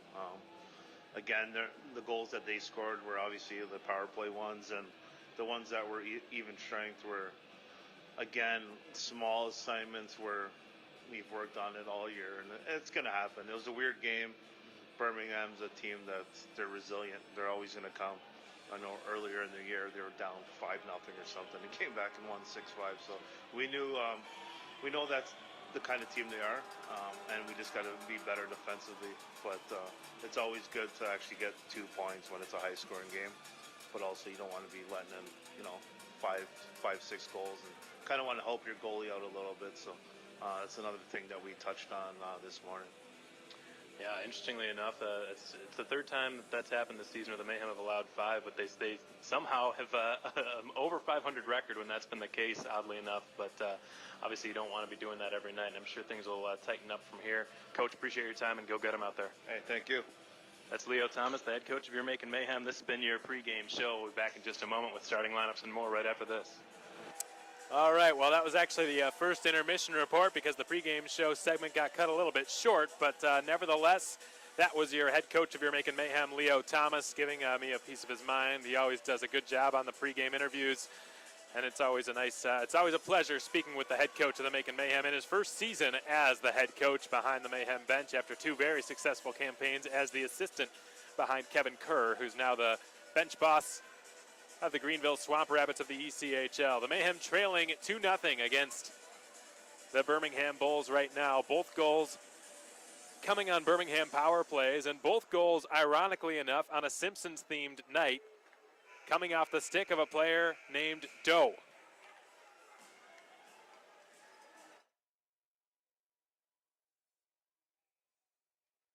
So Daniel Huntington, the linesman, drops the puck, and we are back underway. Birmingham in control of it. Fuller will swing it out to Mike Davis at center ice. And second period action is now on hand. Kristaps Bazovic wastes no time, but he's going to be guilty of icing on that play. Icing brought to you by Tropical Smoothie Cafe just 18 seconds into the second period. The Mayhem would like to invite all of you folks tuned in out there to our Stranger Things theme night on Friday, January 25th. That should be a fun one. We'll have special Stranger Things signs posted in the Centreplex lobby and other festivities going on that Friday, 2 Fridays from now. For tickets, visit the Macon Mayhem box office at 200 Coliseum Drive. Would have been another icing call, but Seamer outraced the opposition. Feeds Stumalitis brilliantly. Backhand shot from Trask is denied by Maverick Parks. Back-to-back save by Parks on first Stumalitis and then on Trask. Big body check at center ice, and that's a clean hit as Jacob Barber just now gets back onto his skates, and that has fired up the Centreplex crowd. We'll see if the Mayhem can convert on some momentum here as Harris slaps it wide of the net. Silvis was enduring some interference, it looked like, in front of his own crease as Harris loses an edge and lands on his wallet. A loose puck sliding out towards Stathis, who will gain possession and snap a wrist shot off from above the left circle.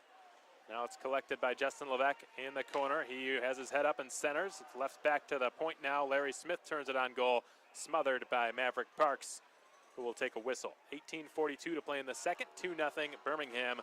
But it's been a loud first 118 here in period 2 for the Mayhem, who've delivered a couple of big hits and forced Maverick Parks to make a big save or two. Jake Trask and Stathis Stumalitis each being denied from point-blank range by the Birmingham netminder. There was probably the biggest question mark heading into tonight's game was, will it be Parks or will it be Anderson? Anderson, waiting in the wings, has yet to make his Bulls debut. Parks, on the other hand, much more seasoned SPHL netminder.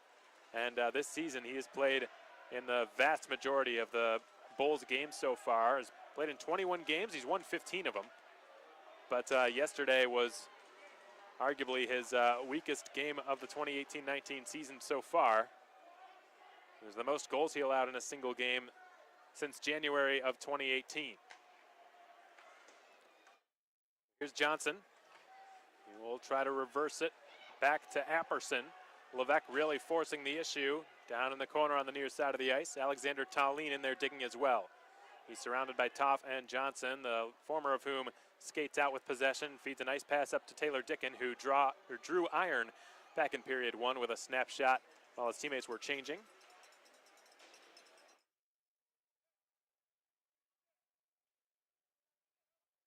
Now 5 players vie for possession of the puck, all of them trying to move it one way or the other. 3 Mayhem, 2 Bulls. Puck battle still ensues now on the near half wall. Eventually it's won by Russell Jordan and Birmingham. Jordan fires a shot wide of the net. Silvis never saw it, but he didn't have to, as Sutliff tries to send one over to Tallinn. Would have been on the tape, but it was intercepted by Birmingham's skate. Owen, now to Whitcomb. Christian Whitcomb making his Birmingham Bulls debut tonight, wearing the number 20 for Jamie Hicks and the visiting Bulls.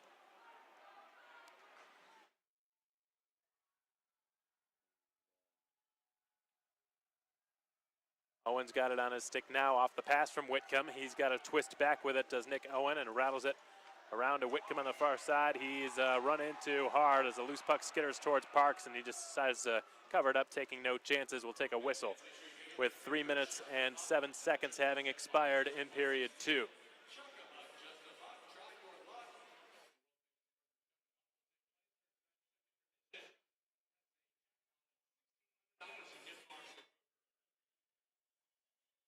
Mayhem hoping that tonight can be the first home game that they win when entering the second period down by a couple of goals.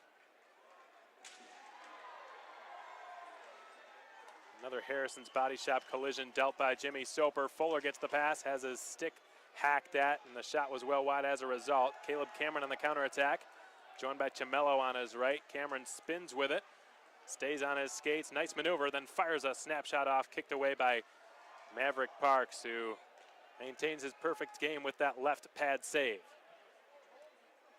Taylor Love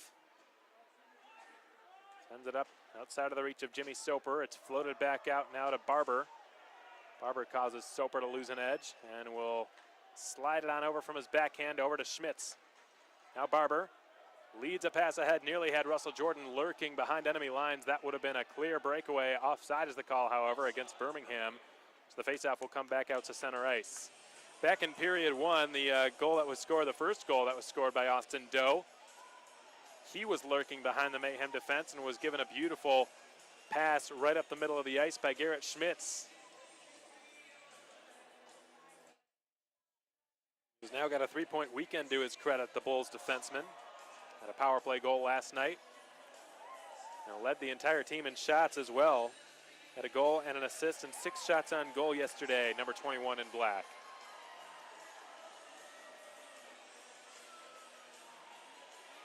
Seamer dangles right off the draw. There's going to be a fight. Stathis Sumalitis at center ice, countered by Russell Jordan.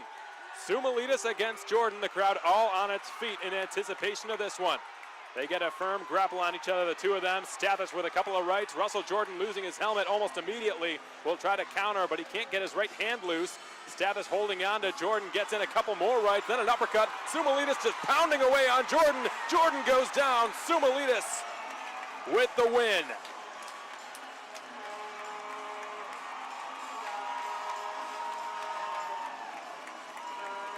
And without question, this is the loudest we have heard this place tonight.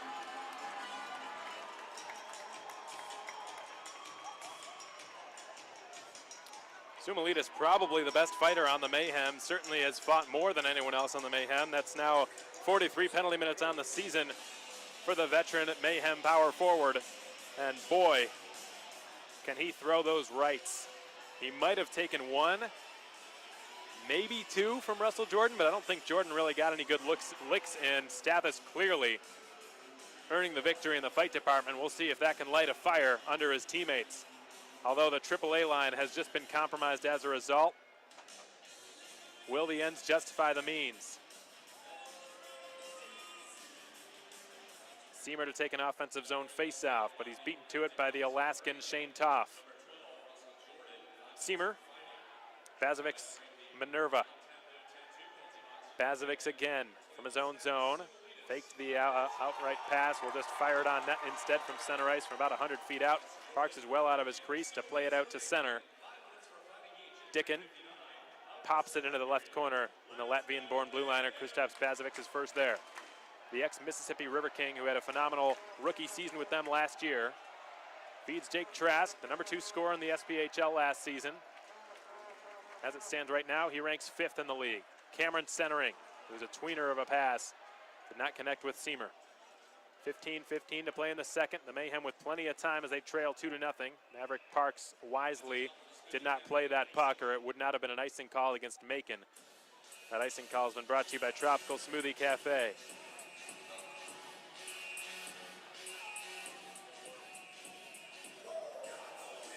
I'm not sure Stathis Sumalitis has lost a fight this season. There have probably been 1 or 2 no decisions, in which the scrap was pretty neutral, but I certainly can't recall a case in which he outright lost. Now it's brought down the right side by Garrett Schmitz, who will send it up to his D partner, Matt Fuller, manning the left point. Birmingham on an offside. Have the whistle blown against them by Daniel Huntington, the linesman.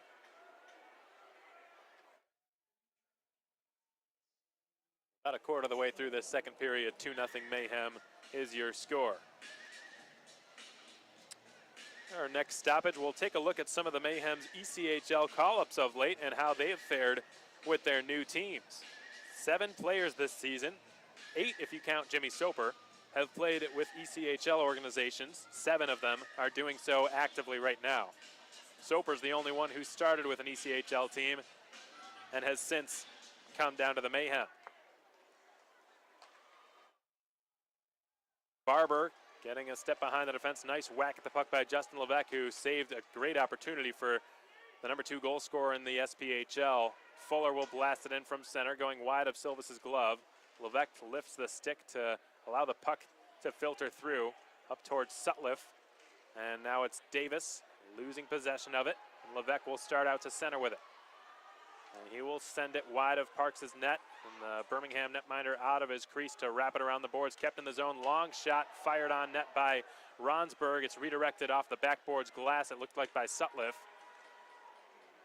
Sutliff and Levesque are in a scrap for possession. That entanglement with Mike Davis, who ends up with it on his blade and wraps it around the boards. Clockwise out to center. Tallinn, or rather Ronsberg, delivers a good-sized check on Jacob Barber.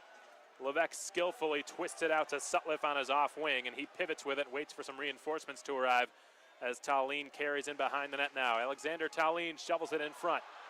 That's not quite in the wheelhouse of Sutliff. Keeping it in the zone, however, was Cup. His turnaround bid was snuffed out on the block by Whitcomb, who will gain the blue line on his off wing and tries to filter it through right into the catching glove of Ian Silvis, who gets a round of applause from the Macon faithful. Now that we've got our first media timeout of the second period on hand, folks, the Mayhem trailing 2-0. Let's take a look around the ECHL for some of the Mayhem's call-ups. A lot of them are in action tonight. We'll start out with Sam Wilbur, the only forward from the Mayhem who's currently in the ECHL from this season. He's got 3 games played with the Tulsa Oilers, the St. Louis Blues farm team. And yesterday he got his first assist of the season since rejoining the Tulsa Oilers, the squad that he was at training camp for this season and played a dozen games for last season. And so congratulations to Sam Wilbur on his first assist since joining Tulsa this season through 3 games played. Jake Fayella did not play last night for the Greenville Swamp Rabbits and the former Mayhem head coach Kevin Kerr. Brandon Fade with a goal and 2 assists through 17 games played with the Rapid City Rush. And Zach Urban also getting his first assist on the season with his new team, the Toledo Walleye, the ECHL affiliates of the Detroit Red Wings. So congratulations to Zach Urban on his first assist since joining the Toledo organization. But none of the Mayhem's 3 goaltenders played yesterday either. Andrew D'Agostini, Jordan Ruby, Gordon Dayfield were all idle. That wraps up your ECHL alumni update. Owen keeps the puck alive at the left point and will send it inside of the trapezoid behind the Macon net. Soper is off to the races, receives the pass out at center. He is joined on a 2-on-1 rush by Jarrett Cupp, who's well covered. The pass finds him eventually in the corner, and Cupp will spin it down to Mike Gimello. Gimello couldn't quite squeeze the pass through for Cupp. He will eventually leave it for him. Delayed penalty upcoming here against Birmingham, or no, perhaps Love just lost a skate blade. That is the case. Love can't skate, folks. He lost one of the blades to his skates. I thought that Silvis was skating back to the bench because I thought he was skating back to the bench because of a delayed penalty. He was skating back to the bench to help Taylor Love, to give him a boost, like a mom or a dad pushing his son, their son or daughter on a swing set. That's basically what it looked like when I glanced over. Silvis was pushing Love all the way back to the Mayhem bench. I'm not sure I've ever seen that before. Tell you what, folks, when you lose a skate blade, it's impossible to move around out there. You're essentially Bambi on ice.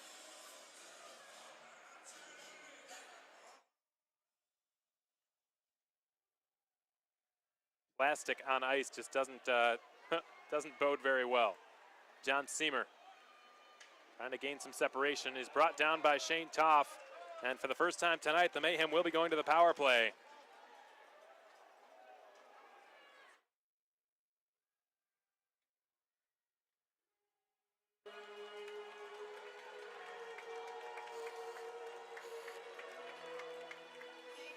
So Shane Toff out of Eagle River, Alaska, is going to have a seat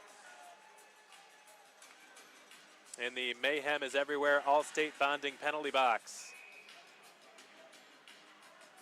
Macon do its first power play of this game. They clicked twice yesterday on the man advantage. Birmingham does a good job of quickly winning possession, clearing it down the length. Yesterday was only the second time all season the Mayhem have managed to score 2 power play goals in one game. And now racing down the left swing side with it is Caleb Cameron. He will twist it back to John Seamer in the far corner. Seamer for Trask, outer hash marks, left circle. Down to the goal line for Seamer, who delays. A diving stick check is made by Matt Fuller to keep Seamer to the perimeter. Bazovic's returning it to Trask near the left point. Back to Bazovic's in the dead straightaway slot. He's got Cameron on his right. Bazovic snapped a wrist shot off and it went through, but Parks was able to deal with it through the screen.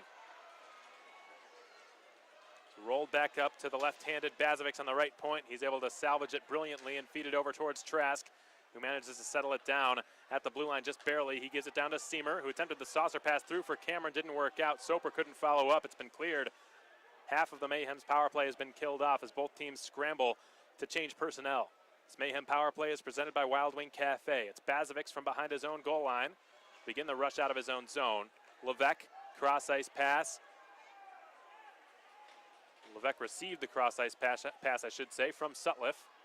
Sutliff digs the puck free He's working 1-against-1 on Nick Owen now in the corner.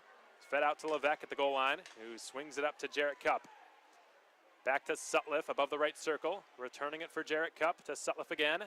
Derek Sutliff snaps it off. Blocker side on Maverick Parks, who's able to secure possession of it just barely and keep it out of the net.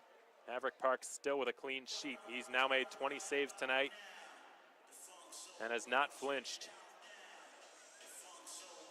25 seconds remaining on this Mayhem power play. Both of Birmingham's man advantages have resulted in goals tonight, and all 5 of their most recent power plays have done so as well. We're approaching the midway point of regulation time. The Mayhem really hoping to chip away at this 2-goal deficit and electrify the Macon Centreplex, which is enjoying its largest crowd of the season so far. Point-blank chance for Tallene after the face-off. Parks scrambles to make the stop. Bad signs for the Mayhem here, folks, with Maverick Parks. When he gets on on rolls like this, he is probably the best goalie in the SPHL when he's at his peak. And yesterday, the Mayhem were able to get him off his game, and that was the key. They have not been able to do that tonight.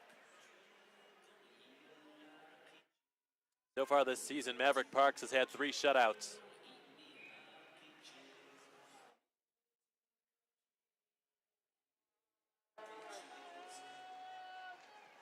Birmingham winning a defensive zone draw. Alexander Tallene fighting hard for that puck. Still not giving up on it. Derek Sutliff scrapping away as well. It slides out to the near side. No pink sweaters in the area. It's been cleared all the way down past the cup, and Silvis will take over behind his own net. That's done it for the Mayhem power play, presented by Wild Wing Cafe. All the way down the ice, it's sent. Chamello is first to it. Fuller crashes into him in the corner on the far side of the ice. Shane Toff lets Fuller just scoop it up, and Barber will steamroll his way down the left wing side. His centering attempt was intended for Toff. And Chamello will spin with it and circle behind his own net with the halfway mark of this regulation time fastly approaching, I should say, as Cameron is hooked on his way through, nearly had a breakaway. He's going to draw a penalty at the very least, as Cameron went spinning out of control and crashed into the end boards near the Coors Light Dasherboard logo, between that and the Kroger's logo behind Maverick Parks' net. So the Mayhem will be going right back to the power play after a pretty decent look on their last man advantage. And what's even better news for them, Stathis Sumalitis, who scored the Mayhem's first goal last night that came on the power play, is back out there. He's let out of the sin bin. And there's looks like Taylor Love is being escorted by Bones, the Mayhem's equipment manager, down the tunnel to have a look at that skate blade that popped off. And Bones, the Mayhem's equipment manager, will see if he can do anything about it to get the Mayhem's number 3 back and on the ice and fully functional. Kristaps Bazovic walks the blue line, fakes, Trask, left point. Back to Bazovic, in the dead straightaway slot where Cup scored his goal from yesterday. Bazovic fakes the one-timer, dishes it back to Trask above left circle, to Seamer, to Trask again, cycles it to Bazovic. One-timer is snagged by Parks. Nice glove save. Kristaps Bazovic has an absolute laser. He's probably more known for his wrist shot, but he can really hammer it too. And that was no easy save made by Maverick Parks. I think that was just further proof that he is really in the zone right now, folks.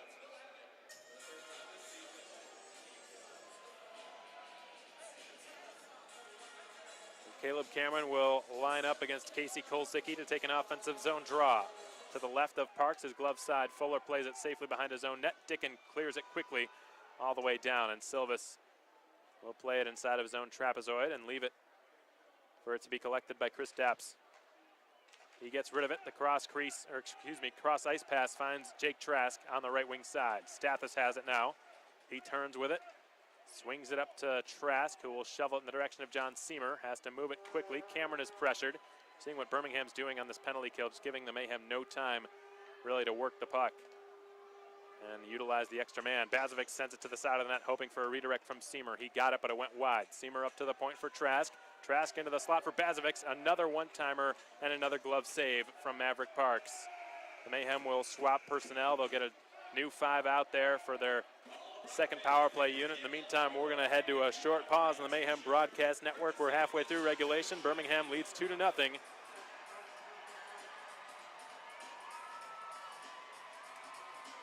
And we'll be back in just a moment, folks. Keep it right here on the Mayhem Broadcast Network.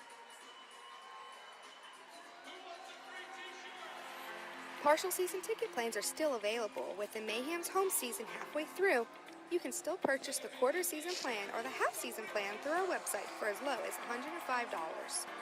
With VIP parking, 10% off of merchandise, access to event pre-sales, and more, the benefits of becoming a partial season ticket holder are endless. Visit the Tickets tab on our website, maconmayhem.com, for more information.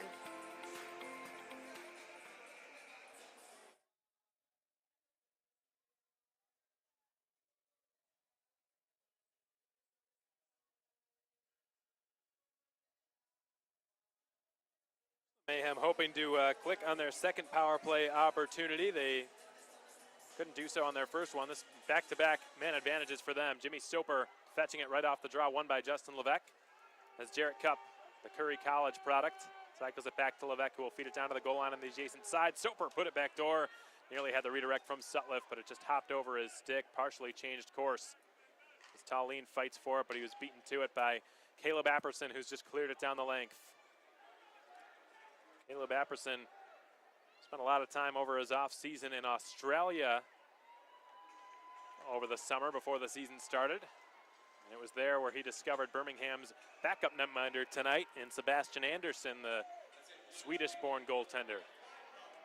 So Alexander Tallene and a lot of the players on the Mayhem bench are trying to get the attention of Stephen Hoshaw, the referee, trying to say that, look, the puck was cleared directly out of play by Birmingham. This should be a delay of game penalty. But I don't think that's going to be the case. Right now, Hoshaw is going over the decision with Derek Calise, one of his linesmen, and they've decided that it was just redirected by a Mayhem stick. So Leo Thomas has sent back out his big guns for the closing 19 seconds on this power play. The AAA line all back out there. Trask and Sumalitas are on opposite sides right now for the one-time option to be open. And John Seamer will take the face-off. He ties up Shane Toff. It's been whacked directly out of play a second straight time, but it took a deflection, so again, no penalty. That flying puck brought to you by Blues Painting and Home Repair. 15 seconds remain on this Macon power play. And this time the face-off will come out in front of the Macon bench.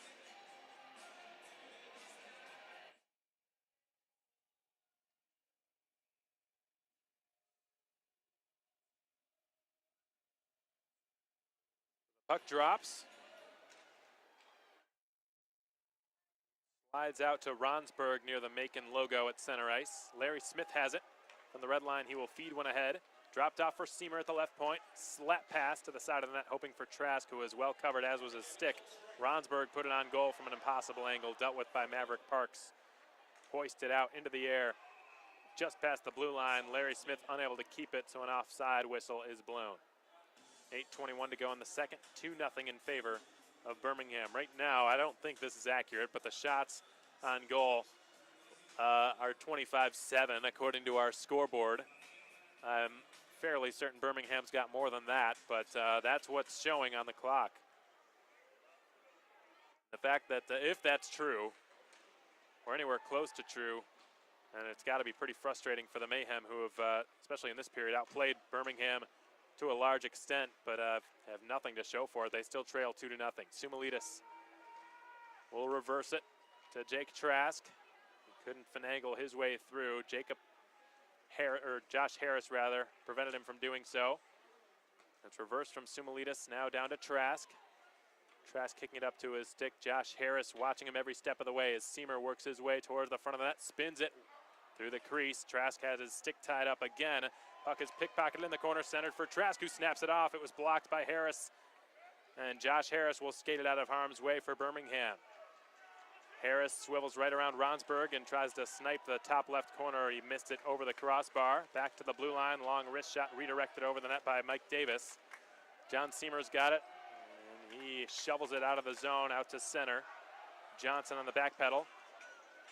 filter one up to Apperson. He got rid of it before taking the hit from Ronsberg. Shane Toff will drive in the meantime. Ronsberg with his head up, looking to make a stretch pass. He decides to just keep it down and march it in himself as Jimmy Soper sends it back into center. I think he was hoping his defenseman would be off the bench and on the ice by then, but they had not completed the line change quickly enough. Now it's Russell Jordan. Jordan is wrapped up by Nick Minerva. Left off for Dicken, who misfired wide of the left post. Whacked back towards the net. Getting a piece of it was Silvis with his glove. And the puck goes off the protective netting and out of play. Lots of loose equipment down there. Not sure what all that was about, but there was a loose helmet. There was a loose stick. I saw Ian Silvis send the stick all the way back to either to the Birmingham or to the Macon bench. I don't know what his intended target was with that. The Mayhem still being shut out. The game's more than halfway through.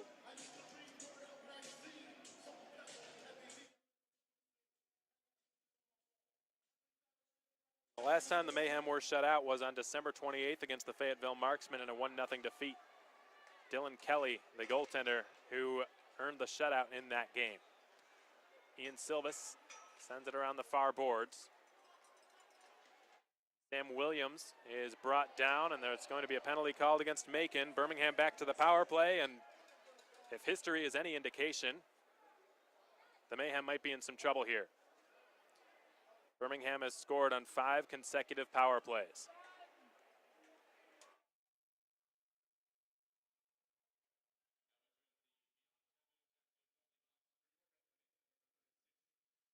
I spoke with Leo Thomas before the game started, as holding is called against Kristaps Bazovics.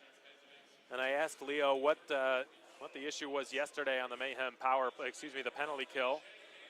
And he told me that it was very minor mistakes that was addressed in film, just basically coverage, just gaps that were maybe players just a foot or two too loose on their marks. As a slap shot from the blue line by Barber is stopped by Silvis. That was Harris rather who took the shot.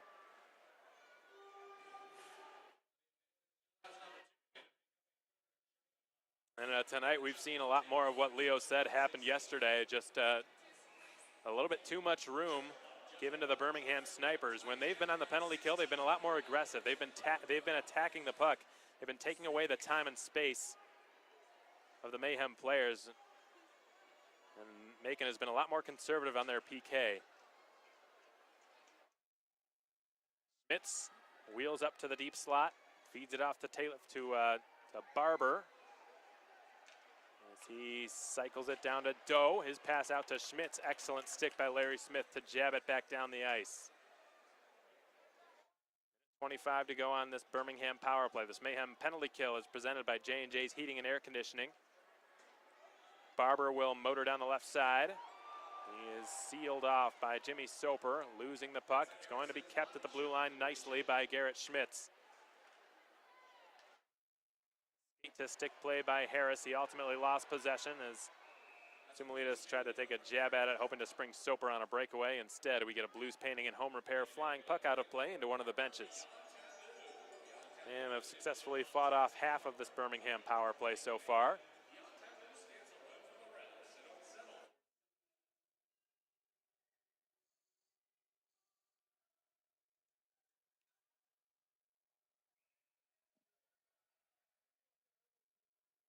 Zone face-off at the Macon logo takes place. Levesque wins it cleanly, and Minerva will jam it out into the Birmingham zone.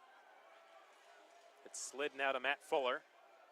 Struck on the power play yesterday, as did Shane Toff, who will start it down the right wing side. He's watched carefully by Jarrett Cupp and eventually closed off by the Macon defenseman. Cleared down the length of the ice all the way behind Maverick Parks' goal. And Parks will make a play on it. Slide it in front of his own net carefully for Owen. Here comes Dicken. Taylor Dicken is able to squeeze through. Here's a shot from Jordan, snagged by Silvis. Good leather flashing with a glove save. 4:43 to play in the second period. 2-0 Birmingham remains your score. Just half a minute remaining on the penalty called against Kristaps Bazovics. And we'll have that and more coming your way next on the Mayhem Broadcast Network. Need to raise some money for your organization? Contact the Mayhem front office and we'll be happy to partner up with your group to help you fundraise for a cause. You buy tickets from us at $10, you sell them for $15, and then you keep the remaining $5 per ticket sold for whatever cause you like. Call our office at 478-803-1592 to set up a fundraiser for your organization today.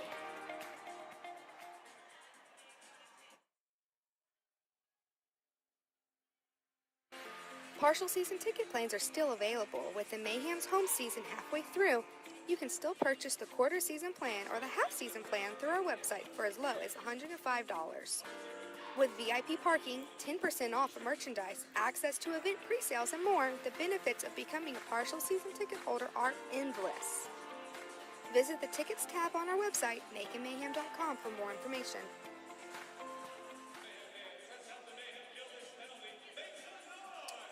All right, so time winding down on this Mayhem PK. They're hoping this can be the first power play in 6 attempts that they successfully fight off. It's worked up to Harris at the right point. Fed into the middle for Mike Davis, who dishes it off to Shane Toff on his right. It's rather Barber, not Toff. I beg your pardon, as Harris gets it in the deep slot, fakes the slap shot, goes to Barber. Jacob Barber, outer hash marks, far circle, steps in and fires. It's blocked by Justin Levesque. He goes after it, and the Mayhem have done it. They're 1 for 3 on the J&J's heating and air conditioning penalty kill tonight as Chris Stapps is let out of the penalty box. Kicked up to the stick by Levesque and fed out, by Sutliff, fed out to Levesque, who will flutter a pass over in the direction of Trask now. Trask will shovel a backhander on net, and it's pounced on by Maverick Parks, who will take a defensive zone faceoff. 4 minutes remain here in period 2. The Mayhem heavily out shooting Birmingham, but have nothing to show for it. Have been in this 2-0 hole since pretty early in this contest. It was at 9:59, right before the midway point of period 1, in which Austin Doe doubled Birmingham's lead. Since then, the score has not changed. And ironically, on Simpson's night, a player named Doe has scored both of the goals tonight so far. Hemer kicked it up to his stick, and the pass back to Ronsberg never reached him. Dicken was there to intercept. He is wrapped up by Ronsberg now and ultimately shoved off of possession of the puck. Jake Trask will commence the counterattack with Sumalitis. He and Trask crisscross a scissors play on the entry, and Trask will feed it over into the Smith vicinity. Stathis trying to kick it away from Johnson, get it back up to Smith. And Smith will take over for, Johnson, not Smith, my apologies. He will clear it out into neutral territory. Two of the most common names in the United States, both wearing the number 2. Here's Trask getting the pass and centering for Seamer. He's in, he shoots, he's robbed by Maverick Parks, whose night continues to be perfect. Birmingham has just cleared the puck directly out of play. That should be a penalty, and it will be. But Maverick Parks coming up huge on a breakaway save on John Seamer. In the meantime, it will be Alex Johnson heading to the sin bin for the Birmingham Bulls. And part of the reason for the confusion there, folks, on the names was because Johnson and Smith, both 2 extremely common names, and both of them wearing the number 2 and shooting left-handed for opposite teams, of course. But the one in black will be the one taking a seat tonight in the Mayhem is Everywhere All-State Bonding penalty box. The Mayhem going back to the power play for the 3rd time tonight. Can the 3rd time be the charm? The 3rd PK was the first time they were able to fight it off. Can the 3rd power play be the first time they can convert? It's kept in the zone by Sutliff. Fed to Cup. Acted as though he would pull the trigger. He decides to hang on to it and feed it off to Levesque on his right. Levesque's shot is kicked away, and Levesque centered it with his skates. The point-blank shot by Soper is denied by Maverick Parks. We'll take another whistle. Maverick Parks has just been unsolvable so far tonight.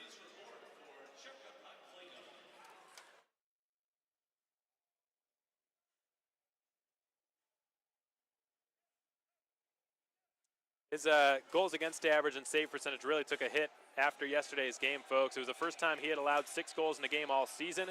His save percentage went from .930 to .925 overnight. His goals against went from 2.26 to 2.50. And boy, is he dead set on getting those numbers back to where they were before the series started. 2:51 to play in period 2. The Mayhem still trailing Birmingham by a 2-0 score. Scooped up by Levesque following an offensive zone face-off win. Outer hash marks near circle will spin it up to Jarrett Cup at the blue line. Cup returns it. Justin Levesque's got it. Levesque and Cup switch places. Levesque with a shoulder shimmy dishes it off to his left. And it's Derek Sutliff giving it down to Alexander Tallien. Tallien for Cup. Cup for Levesque, right circle. Justin Levesque cycles it back up to Cup. He pulls the trigger, ripped it wide of the right post, slammed hard off the boards and out. There's Nick Owen getting the job done on the clearing attempt. Ian Silvis leaves it off for Jarrett Cup. Both teams scrambling to complete line changes. 4 fresh bodies on either side. And Cup is the last player to come off for the Mayhem. Jake Trask from the red line sends one over. Could be an opportunity for Cameron. He rips it, stopped by Maverick Parks. But the Bulls are not out of the woods yet as Seamer deliberately sends it over to Cameron. Cycled up to the blue line for Bazovics. Now to Seamer. He fires. Fought off by the shoulder, it looked like, of Parks. Rattles back to the point, stays in play. Bazovics with 35 to go on the power play. Over to Trask. Back to Bazovics. One-time blast wide of the right post. Seamer hacks at it at the side of the goal. Is upended. Fed between the skates of Cameron out to the right half wall. Kristaps Bazovics will keep it in play. He will send it over to Trask at the left point. Down to Seamer at the goal line. Returning it for Trask. Left circle. Snapshot. Misfired. Skitters around the boards. Back to Bazovics again. 10 seconds. Bazovics walks the blue line. Dishes it to Cameron. Gets it right back from him and squirts past his glove. Back out to the blue line. Rolling in front of the Mayhem bench. Seamer is sprung on a chance back the other way as he storms the zone and twists quickly with it. Looks for an open man. Seamer with his head up will just leave it off for Bazovics left circle, who snaps it off. It's redirected over the crossbar into the corner harmlessly. Alex Johnson back on the ice after serving the 2-minute penalty.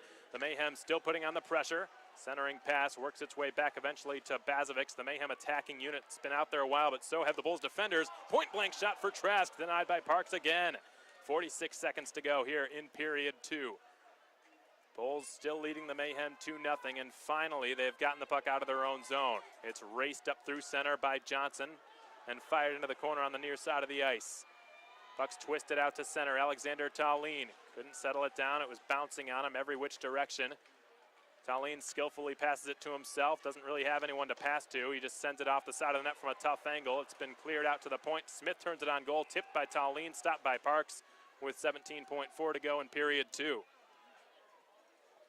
Maverick Parks has just played I'm running out of adjectives to describe it. I think the word I wanted to use was otherworldly tonight.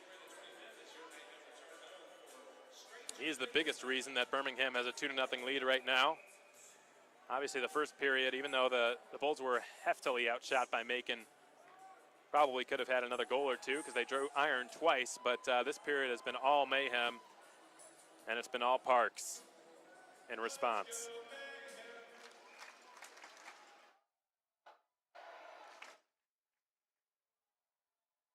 Justin Levesque will take an offensive zone draw with 17 to go on the clock. Nick Owen looking to clear it. Succeeds in doing so. It's worked up to Justin Levesque on the right side. Picked up by Apperson, who is checked by Sutliff.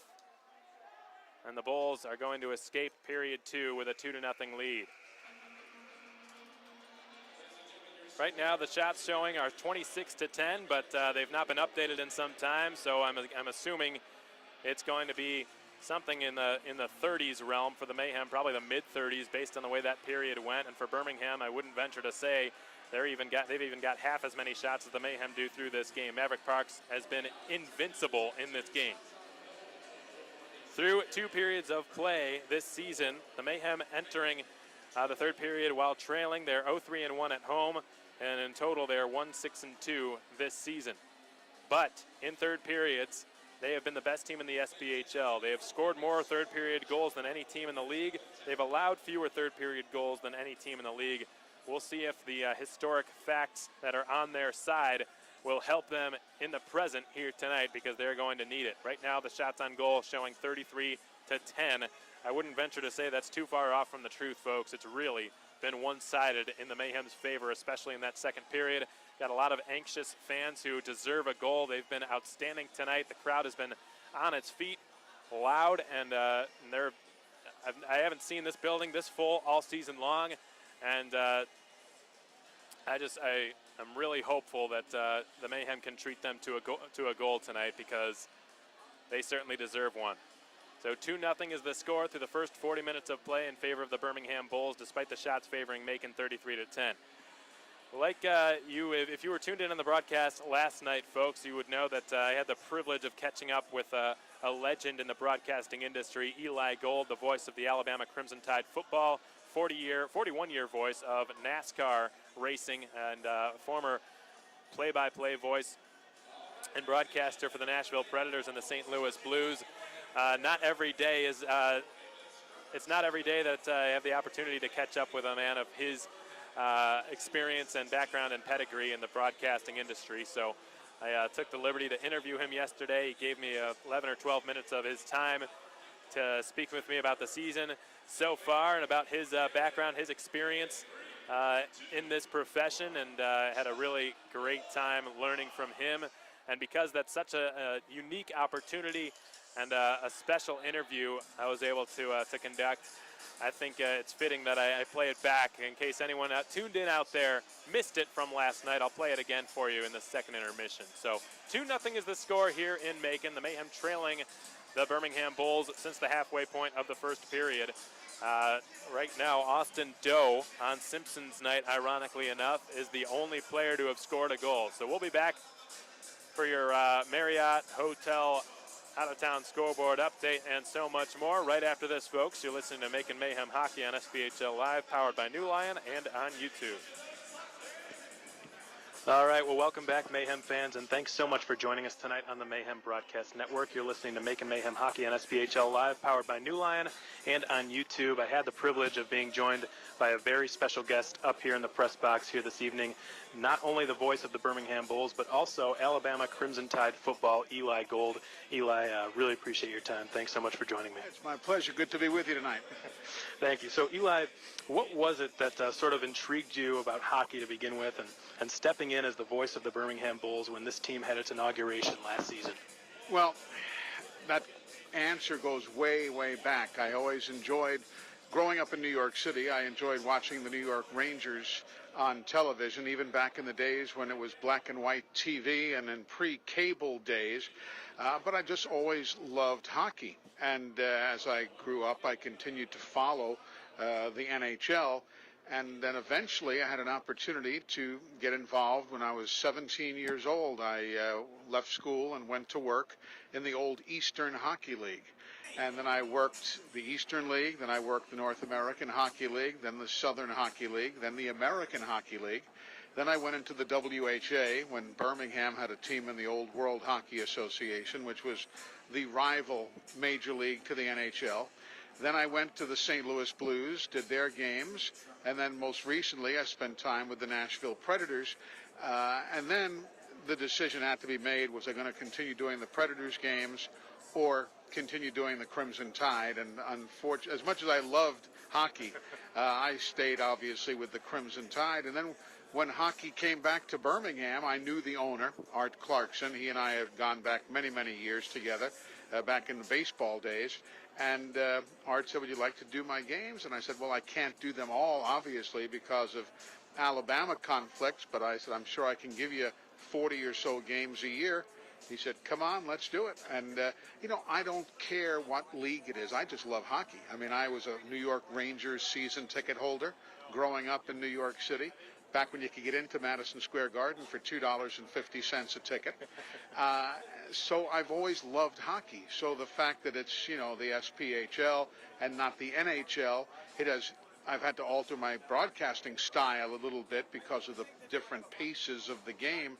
But I love it, and, I travel the bus with the team to the nearby trips, and Art is kind enough to fly me to Fayetteville and Roanoke and to Quad Cities and Peoria, taking pity on my older body and not asking me to ride for 18 hours on the bus. So, but it's worked out well, and I love it. I really do. That's great. Well, that's very empathetic of Art to be willing to do that, and I'm sure you appreciate that greatly. And one thing I've actually heard is that it's actually more challenging to call games at this level as opposed to the NHL level. You don't see as many tape-to-tape passes necessarily. There's more sort of guys muddling things up. There's more sort of pucks out of play. Would you sort of agree with that statement? Without a doubt. As a matter of fact, interesting story. Last year, Charlie Millen was the Bulls' goaltender along with Maverick Parks. Charlie Millen's dad, the great Greg Millen, NHL All-Star, who is now the voice analyst on the Toronto Maple Leafs broadcasts and does Hockey Night in Canada. Well, Greg came down to watch his son play, and he stayed next to me, and he commented as the game went along. He goes, man, you've got to really be careful not to be ahead of the play. And that was a problem I had. And this is not making fun or anything. It's just a comparison. Passes that, you would see that would be completed, dasherboard to dasherboard in the NHL, or a guy in the slot ready to take a shot and putting it on net. Well, in this league, a lot of those passes don't get through. There are guys who will raise up and whiff on the shot in the slot.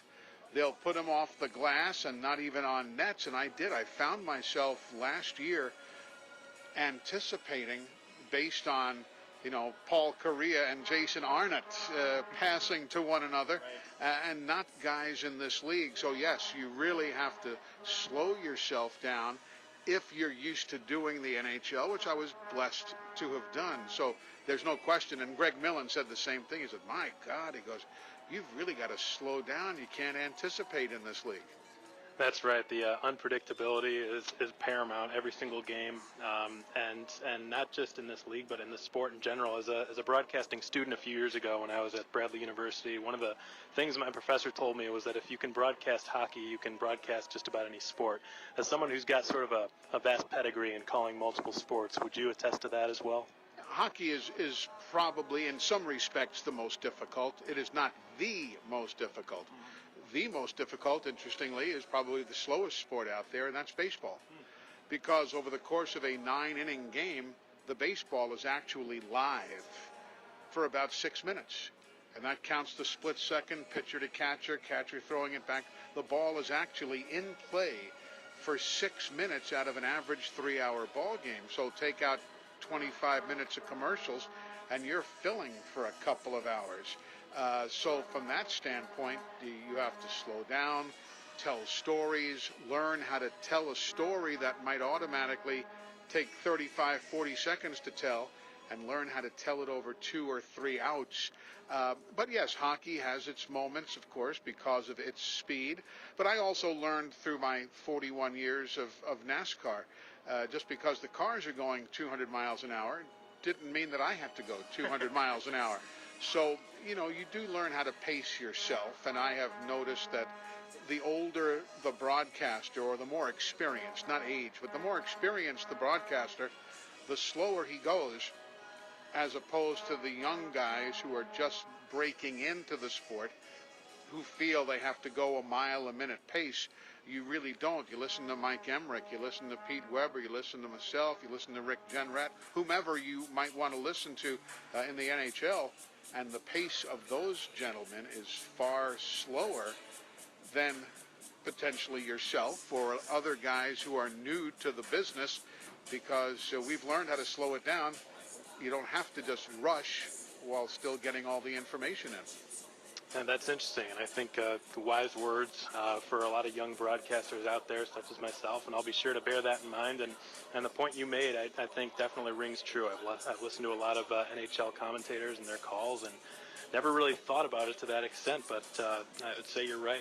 My favorite in particular, Jim Hewson, he's got a pretty good cadence to his voice as well. His style is deliberate.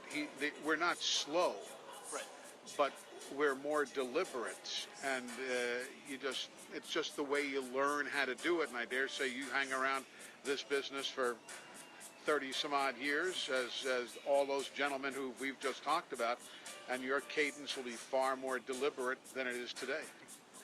Eli, I want to switch gears a little bit and talk about the Bulls season that they've had. They've had a phenomenal start to their year. It's their second season here in the SPHL. They had an 11-0 start before the Mayhem snapped that perfect season about a month and a half ago in this building. It was our Cancer Awareness Night. What have been some of the things that you've seen out of the team this season that might have been lacking a little bit last season in the inaugural year? Goodness, do we have enough time? Number one, natural goal scorers who are scoring. Harris and Barber, these guys who are around the net. Larson, who is not here tonight, he had to go home and take care of some personal business, but these guys are natural goal scorers. Of course, the goaltending, as good as it was last year, has been exemplary this year. Maverick Parks, of course, leading virtually every category, especially since you guys have lost a pretty good goaltender early in the season. Mavericks atop the list for everything. The defense is dependable. The passes are a little crisper. And barring the last couple of days because of Simchuk's concussion and Larson having to go home and Derigo having to go home because of family issues, short of that, there have been virtually no recalls, no call-ups. A couple of guys are gone. Last year, there was, a constant flow of new personnel. So all of those things wrapped into one equate to a far steadier performance. But again, it all comes down to shooting the puck and goal scoring. And we saw through the first 2 months in Birmingham this year, goal scoring totals that were better than they had last year in the month of February. So that's how quickly the team exploded. And that's there's nothing beats putting the biscuit in the basket, man. You're not going to win if you can't do that. And this year, the Bulls have been scoring. They certainly have been. They've been one of the highest scoring teams in the SPHL this season. Fortunately for the Mayhem, they've allowed the fewest goals per game in the SPHL this season, with Birmingham coming in at a close second. So this very well could be a goaltender's delight, a really defensively sound game. We don't expect it to really be a run-and-gun kind of atmosphere here tonight. It should be a tight one, a clash of the SPHL Titans, if you will, here on hand this evening. Well, Eli, I'll let you get going. I really appreciate your time, and thanks for all the encouraging words of wisdom that you shared on the interview here this evening. My pleasure. Great to be with you, and I do wish you all the best. You're getting a great start. Keep it up, and don't ever say no. Just if you don't think you can do it, just figure out how to do it, and you'll get a whole lot better. Appreciate that. Thanks so much. Well, that's Eli Gold, the voice of the Birmingham Bulls and Alabama Crimson Tide football. This has been your second intermission report. We'll be back in just a moment with your out-of-town scoreboard update brought to you by Marriott and so much more right after this. Welcome back, everyone. We're glad you joined us here for some Saturday night action between the Bulls and the Mayhem. The Mayhem hoping to sweep the Birmingham Bulls and pass them for second place in the standings, but right now it's not looking too good, even though they're more than tripling Birmingham in shots on goal. The official count is 33-10. They quintupled them in period 2, 20-4, and still have nothing to show for it. Maverick Parks has been invincible so far. He's made all 33 saves that he's had to maintain his clean sheet. And the Mayhem, despite pummeling him with shots, have not been able to solve him. And that's not that all these shots have been just sort of cupcakes thrown in the direction of Maverick Parks, folks. A lot of these have been good chances, and a lot of them have come off of the sticks of some very good goal scorers. Jake Trask, John Seamer, Stathis Sumalidas, they've all had grade A scoring chances in this game. None of them have found the back of the net. Yesterday, the three of them alone combined for 3 goals and 7 assists. So all of a sudden, their offense has just fallen silent, and that just shows you what an off night versus an on night can look like from a goaltender of Maverick Parks' caliber. And he has been the biggest difference maker so far in this game. Ian Silvas has had a much more quiet evening. He had to be pretty sharp in the first period, but in the second, the Mayhem only allowed 4 shots on goal. Silvas stopped them all to keep the team within 2.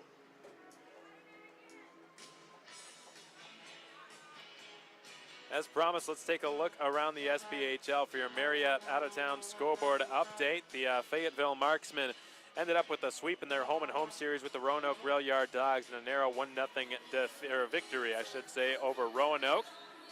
The goaltender in that game who earned his first shutout with Fayetteville, Nathan Perry, stopping all 22 shots the Rail Yard Dogs sent his way. Jacob Caffrey was handed the defeat. Elsewhere around the league, Pensacola still leads Huntsville halfway through regulation. Out in Huntsville, Alabama tonight. The Ice Flyers hoping to get the road split, but it looks like the Havoc have just tied things up a few moments ago. A goal coming off the stick of Steven Brahoriak and Rob Durar on the assist at 10:31 into the second period. Huntsville drawing level off Chris Leedsman's opening goal, 3:45 into the first period. So it's a 1-1 score between the Ice Flyers and the Havoc out in Alabama this evening. And it looks like Knoxville has just taken a lead against the Quad City Storm after falling behind early. They now lead 2-1. The Ice Bears do over the Storm on the road at TaxSlayer Arena in Moline, Iowa, or Moline, the Iowa-Illinois border. And then Peoria, business as usual for the Rivermen. They won 4-0 yesterday. They lead 4-1 tonight in Evansville in southern Indiana against the Thunderbolts. 4-1 the score with 8:02 left in the second period. We've just got a couple of minutes before third period action is brought your way here at the Mac Shack, folks. Don't go anywhere. The Mayhem hoping that this game is just getting started. They've got plenty of time left to chip away at this deficit. We'll see if they can do that next on the Mayhem Broadcast Network. This season, the Mayhem are offering a great group package. Whether you're a school, a church, a company, or just a group of friends, give the Mayhem office a call and we'll set you up with an incredible group deal. From $13 tickets to free team hats to a unique experience upgrade of your choosing, the Mayhem have got you and your group covered.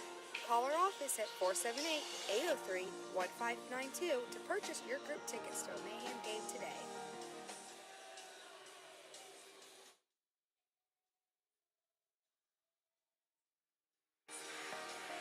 Need to raise some money for your organization? Contact the Mayhem front office and we'll be happy to partner up with your group to help you fundraise for a cause.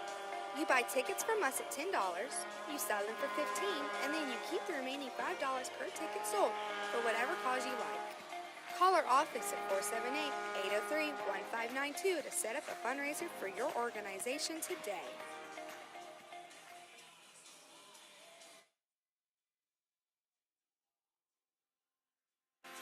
Partial season ticket plans are still available. With the Mayhem's home season halfway through, you can still purchase the quarter season plan or the half season plan through our website for as low as $105. With VIP parking, 10% off of merchandise, access to event pre-sales, and more, the benefits of becoming a partial season ticket holder are endless. Visit the Tickets tab on our website, MaconMayhem.com, for more information.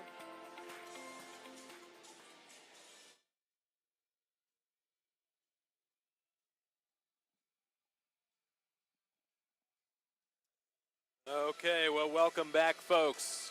20 minutes remain in this contest. Can the Mayhem cut away at this daunting 2-goal deficit that they've been facing since halfway through the first period? Both of the goals in this game have been scored by the same man, number 17 in black, Austin Doe. Both of them coming on power plays. Both of them coming on missed assignments from the Mayhem's penalty killers. They've had multiple opportunities to make up for those mistakes. They've not been able to do it yet, but they've still got 20 minutes to do so here as period 3 is now underway at the Macon Centreplex. These teams right now tied for second place in the league. John Seamer scoops it up in the slot and fires. Nearly caught Maverick Parks napping in the first 14 seconds of period 3, but the Birmingham netminder did some leather flashing with a glove save on the Mayhem's number 17, John Seamer. Last night, John Seamer became the first player in Mayhem history to tally 4 assists in the same game. He was only credited with 3, but we'll be sure to get that fixed come Monday morning. Might have been a high stick as Shane Toff really just face planted and hit the deck. Excuse me, that was Matt Fuller, not Shane Toff, as he skates back to the Birmingham bench. It's slapped out to Jake Trask at center, who will motor it right back into the Birmingham zone. Seamer snaps a shot off blocker's save as Bazovic returns the favor. His shot attempt also stopped by the blocker of Maverick Parks. He's now up to 36 consecutive saves. Sumalidas finishes his check and takes Caleb Apperson down on the far side of the ice. That big collision brought to you by Harrison's Body Shop and Home Repair, as Justin Levesque will swivel his way through center, gets rid of it to Trask before being checked. Trask delays and just dumps it behind the net. A little bit too far outside of the reach of Levesque. Sutliff turns it back to Levesque now. And Levesque twists with it and pivots to gain a little bit of separation from Caleb Apperson. Levesque leaves it for Larry Smith, who couldn't filter it through Russell Jordan. Smith out to the neutral zone at the red line. Levesque is pickpocketed And the Bulls are caught on an offside play. Shane Toff with his palms uplifted. Unsure about the call, but the whistle blows and the decision stands.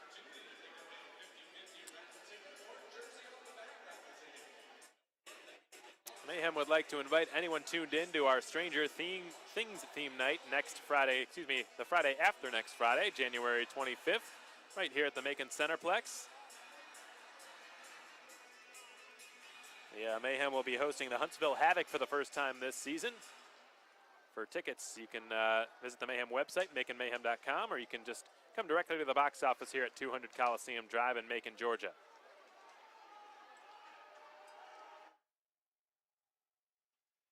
Big hit is put on by Caleb Cameron on Whitcomb. Pass reaches Soper, who will swing it up to Taylor Love. Good to see him back out there after the equipment issue he sustained earlier in this game. Love at his own blue line now. It's accelerated by Caleb Cameron. Mike Cimello leaves it to Jimmy Soper, who put it in front. Cameron put it over the net on the one-time shot. And Soper emerges with possession of the puck. He will cycle it up to Love, who got rid of it. The shot's redirected wide by Cameron off the side of the net. Cimello ends up with it on his stick as he pivots and centers for Love. His shot kicked away by Maverick Parks. Here come the Bulls. As Cameron was slashed behind the play and hooked, but there's only one referee, so he got away with it. And the Mayhem will be penalized on the other end. Wow. That is an unfortunate series of events going against the Macon Mayhem. It's going to be Stathis Soumalides heading to the penalty box, if I'm not mistaken, or perhaps, okay, so for whatever reason, it's Birmingham going to the box, even though the whistle blew when the Mayhem had the puck. So Kolzicki going to the sin bin, and the Mayhem going back to the power play. There was a slash that happened behind the net of Ian Silvis, and Birmingham's number 13 is going to have a seat. The Mayhem to their fourth power play of this game. Jake Trask to Chris Stapps. This setup has been the case all evening long for the Mayhem, and unfortunately they have not converted yet, though they've generated some good opportunities to do so. Trask receives it from Bazovics. He will feed it down to Seamer. Seamer's pass is intercepted. Schmitz has cleared it all the way down. Silvis just launching one out to center. Soumalides trying to settle it. Cameron breaks to the front of the net. Soumalides takes a look from the left corner. Trask, the Ortho Georgia logo, put it to the side of the net. Stuff attempt, kick save by Parks. Reflexive stop. Seamer turns and shoots. His shot missed the net. And the Bulls have just cleared it back down. 1:20 to go on this Wild Wing Cafe power play. Bazovics will start out to center. He dumps it in. Levesque pursues it. It's wrapped around the boards, well outside of the reach of Jimmy Soper and all the way down. Bazovics to get it for the Mayhem. Halfway through this power play, it's the Mayhem's fourth opportunity on the man advantage tonight. Good stick check by Fuller, who wastes no time slapping it back down. Macon on the season just 9th best in the SPHL in the power play. The only team under them on the man advantage this season have been the Evansville Thunderbolts, who ranked dead last with just a 10% conversion rate. The Mayhem around 15. It's fed off the stick of Soper, who redirects it towards Maverick Parks. Never quite reaches him, however. Past Towleen and just barely past Cup, who will have to reorganize with time ticking off the clock here. As Sutliff turns his attention towards entering the Birmingham zone. Tallene for Cup. Cup salvages it, sends it over to Levesque. Levesque kicks it up to his stick, gets away from a couple of Bulls, then fires from a tough angle. It was blocked, back up to the slot it goes. Sutliff's pass is intercepted. Dickin could get a breakaway. Sutliff hustles back. Dickin to the goal, shoots. Blocker saved by Silvis. A huge stop by the Mayhem netminder. Tallene starts in front of his own net and sends it in the direction of Silvis. It's whacked up off the stick of Russell Jordan, and Tallene will now leave it for Jarrett Cup. He spins with it. A quarter of the way through this third period, 2-0 Birmingham has been the score for the past 35 minutes of play. Now slid up towards the red line, squeaks past Soumalides. The puck is played now by Alex Johnson. Caleb Apperson, back to Johnson. Races past Jake Trask from the left circle, snaps his shot, and stopped by Silvas with the pads. Picked up behind the net, and the turnaround shot by Kolzicki is blocked by a pair of Mayhem sticks standing out in front of Silvas. Sam Williams, the puck go off the back of the net, and it's battled for by several players on both sides. Smith taking the fight to Kolzicki, who's really just content to kill some time off the clock and behind the Macon goal. Fans getting restless here at the Macon Centreplex, and rightfully so. There's lots of them. They want to see a goal. Sumalides could give Trask a chance to do so here with one hand on his stick. Fired it on net. Looked like it might have gone through the pads, but it did not. No penalty, even though Trask was clearly hooked. Lost his stick, and the Bluebirds begin raining down here on Stephen Hoshaw. As it's brought back across the blue line by Harris, who couldn't work the puck through. Kristaps Bazovic defended him nicely. And the hostile chants towards Hoshaw begin.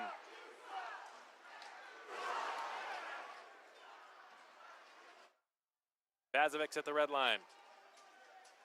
13.5 to play. Soper sends a pass over the stick of Chimello, lands on the skates now of Schmitz. Garrett Schmitz rushing out of his own end with it, put it on his backhand and cleared it down. Will this go far enough? Yes, it will. And a Tropical Smoothing Cafe icing call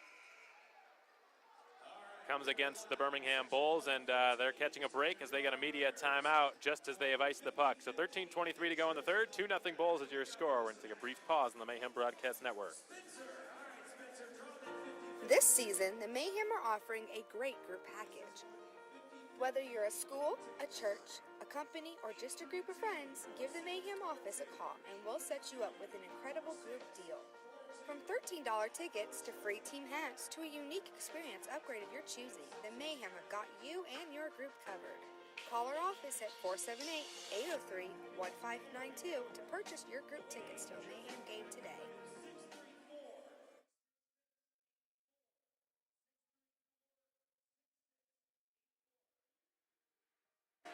Need to raise some money for your organization?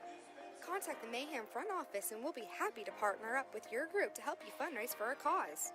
You buy tickets from us at $10, you sell them for $15, and then you keep the remaining $5 per ticket sold for whatever cause you like.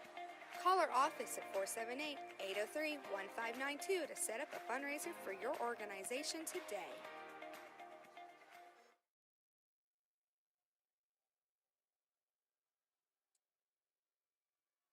Another offensive zone face-off win for the Mayhem, but can they make something happen here? Cup gains a step, fires, just barely grazing it with his shoulder was Maverick Parks, getting just enough of it to guide it out of play. That puck flying out of play is brought to you by Blues Painting and Home Repair.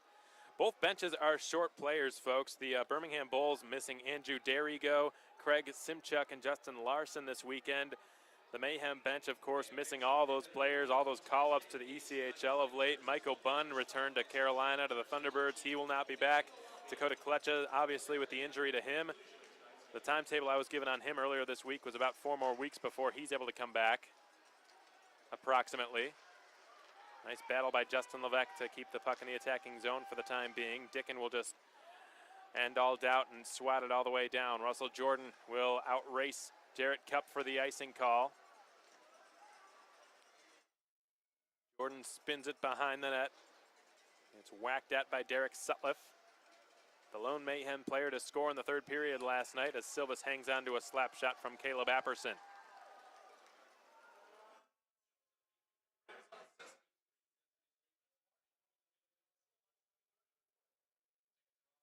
.45 to play in the third. The Mayhem still being shut out in front of their biggest crowd of the season so far.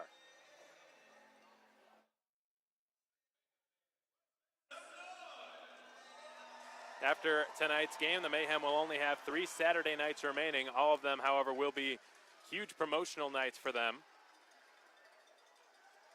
as they jolt across the blue line on a 3-on-2. Seamer's shot is partially blocked, goes over the net.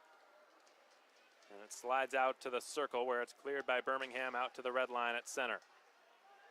Here comes Kolzicki from the top of the left circle. His shot is stopped by Ian Silvas. Quick Marriott scoreboard out-of-town update. It's Fayetteville taking the 1-0 shutout victory, their second shutout of the season over the Roanoke Rail Yard Dogs. Their first was against the Mayhem. It was the same scoreline back on December 28th. Dylan Kelly getting the shutout. He was not the goaltender this time for Fayetteville, but they got the 1-0 shutout win nonetheless. Pensacola and Huntsville tied up at a goal apiece out in Huntsville, Alabama this evening. Looks like the Ice Flyers just jumped ahead 2-1 heading into the second intermission. Birmingham cycles the wagons now. Really the first offensive zone time we've seen them have so far in this period. At least sustained offensive zone time, as Harris, the alternate captain, switches with Barber, whose one-timer is snagged by Ian Silvis. Knoxville and Quad City all tied up at 2 goals apiece through the first 40 minutes of play up at the Illinois-Iowa border, and Peoria is stomping the Evansville Thunderbolts. Right now the score 5-1 in favor of the Rivermen. A dozen minutes to play here in the third period. Mayhem still trailing 2-0. It's been the case now for 38 consecutive minutes. Since then, the scoreline has not changed. It's really been a strange phenomenon, folks. The Mayhem, in their losing skid at right around New Year's, had gone through 4 games, only scoring 5 times. And then on Saturday, it seemed as though their offensive issues were over, as they scored 3 times in the third period, 5 times on the night in Roanoke. And then and last night, the Mayhem had their highest scoring game of the season with 7 goals. But all of a sudden, the offense has just dried up again. Delayed penalty, however, is upcoming against Birmingham as Maverick Parks snags it at the side of his cage. A high sticking infraction will be called against the Birmingham Bulls. And the Mayhem back to the man advantage for the 5th time tonight. Going to be, for the 2nd straight time, Alex Johnson skating to the sin bin, playing in just his 4th game as a Bull this season. Johnson to the box.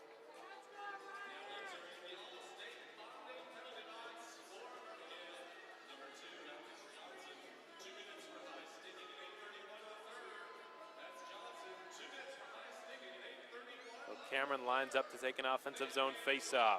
The Mayhem loading up with all their big guns out there. Sumalitas, Seamer, Trask, Cameron, and Bazovics. Desperate to get back into this game here. Parks has not had to be as busy here in the third period as he was in the second, but he's remained perfect all the same. Bazovics straight away at the blue line. Gives it to Trask. He delivers down towards the adjacent goal line to Seamer, up to Bazovics in the quick return. Bazovics from the circle, let it fly over the crossbar as it rattles back out to the blue line. Seamer rescues it and feeds Bazovics at the point. Trask above the left circle to Seamer. He turns it on net quickly, stopped at the goal line by Maverick Parks, who's immediately swarmed by pink sweaters immediately thereafter. He has still got a clean sheet. And the shots on goal do not get updated in a timely fashion here in this building, but I'd venture to say that the Mayhem have probably fired 40 or so on Maverick Parks by now.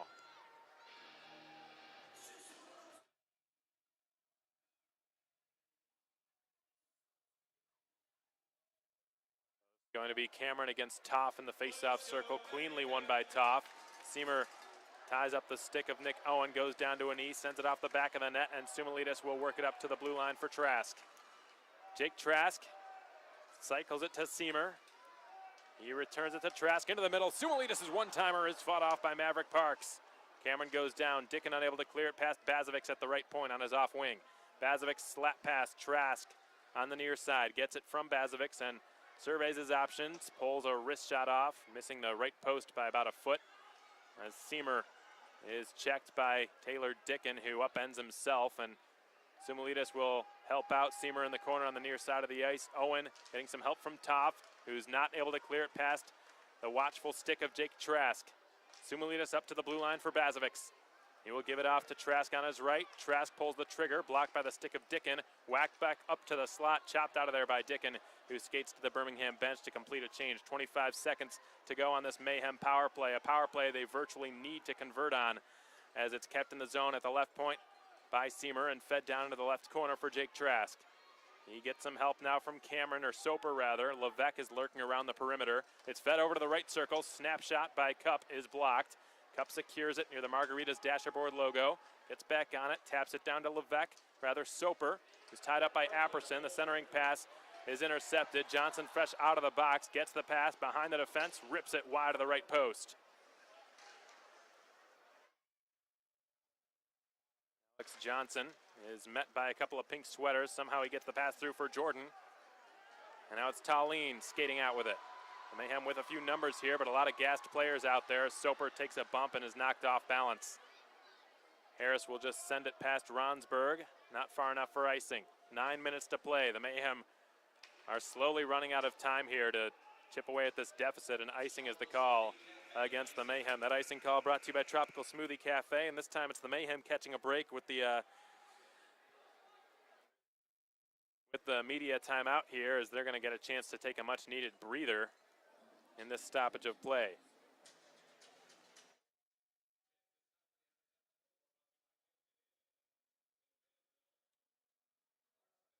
The Mayhem on the power play tonight, 0 for 5.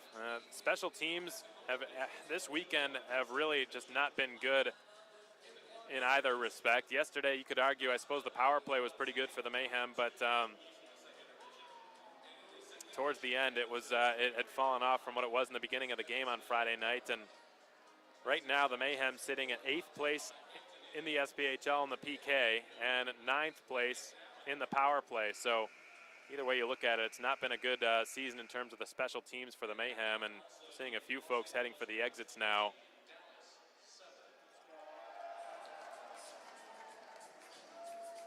Obviously still tons of time left, but I think there's going to have to be a lot of work done on the special teams front over the course of the coming weeks. Now the good news for the Mayhem is they've just iced the puck here.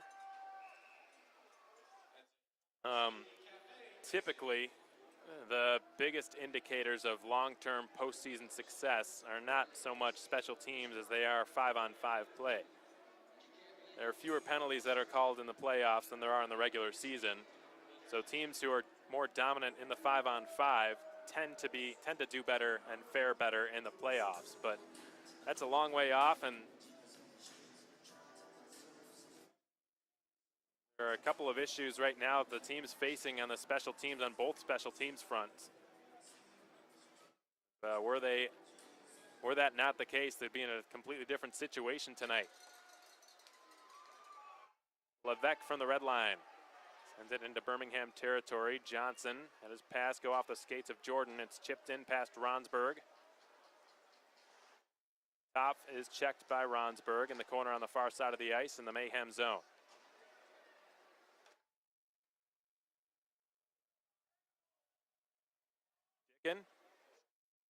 Schmitz starts it away from Justin Levesque. Will gain the red line and send it into the left corner. Ronsberg will get it. Seth Ronsberg behind his own net. Break out of his own zone. His pass is intercepted by Jordan and flung back in. The Mayhem will be guilty of a penalty.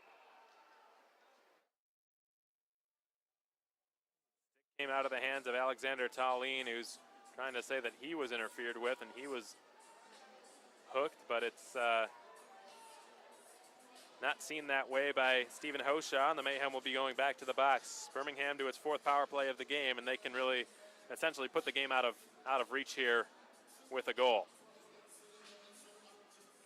2-0 your score with 7:50 to play in the 3rd period, and the way Maverick Parks has played tonight, it's going to take a miracle for the Mayhem to get back into this game if they concede a power play goal here. They have got to focus over the next 2 minutes.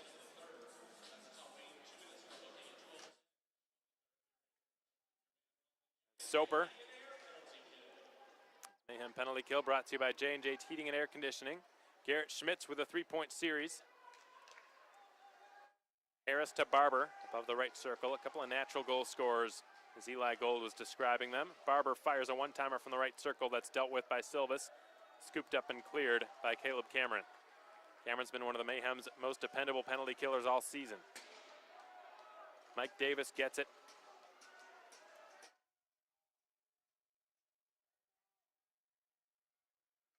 Harris receives the pass from him, and off to the races comes Cameron now, but he's heavily outnumbered. He will just chip it into the left corner and skate to the Macon bench. Schmitz.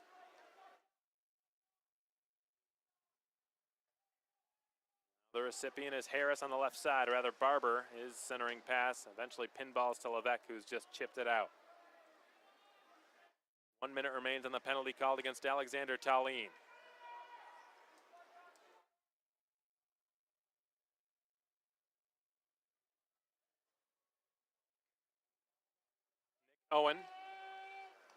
Taylor Dickin.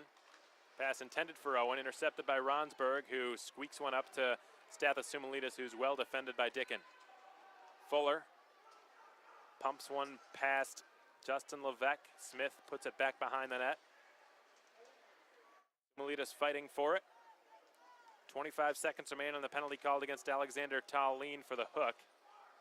Silvas wraps it around. Toff cuts it off. We'll give it down to Russell Jordan. The return is to Toff. Up to Fuller. Toff again from the right circle. His shot was blocked and bounced right to Jordan. Toff fires a second time.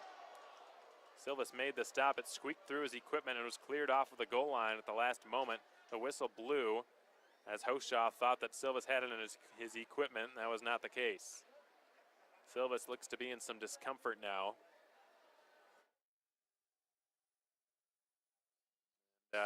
Mayhem cannot afford to lose him. They've already lost 3 goaltenders this season to the ECHL.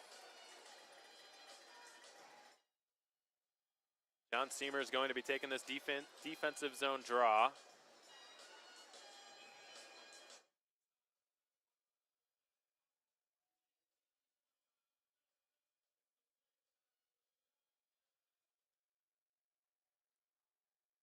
Bazovics from Minerva. Alexander Tallien is let out of the box, and we'll see if this successful penalty kill can jolt the Mayhem to some momentum, some much needed momentum here, as they're still trailing by 2 goals, which against Maverick Parks tonight is basically the equivalent of 4 goals the way he's played. A Tropical Smoothie Cafe icing called against Birmingham, and the Mayhem will get another offensive zone draw. Shots on goal right now, according to the scorekeepers, we don't know if that's 100% accurate, but what's showing right now is 42-14 in favor of Macon. The last time the Mayhem reached 40 shots was against the Pensacola Ice Flyers in a 5-1 victory on December 15th, in which they outshot Pensacola 42-26 in this building. That was on Teddy Bear Toss night. Here's a point-blank backhand shot from Doe, and he has just scored the hat trick. And that's fitting for Austin Doe. On a night in which Simpson's jerseys are worn by one side, Doe has scored all the goals for the other. And that's his 6th goal in his last 3 games, including this one. And some more folks are picking up their jackets now and heading to the exits.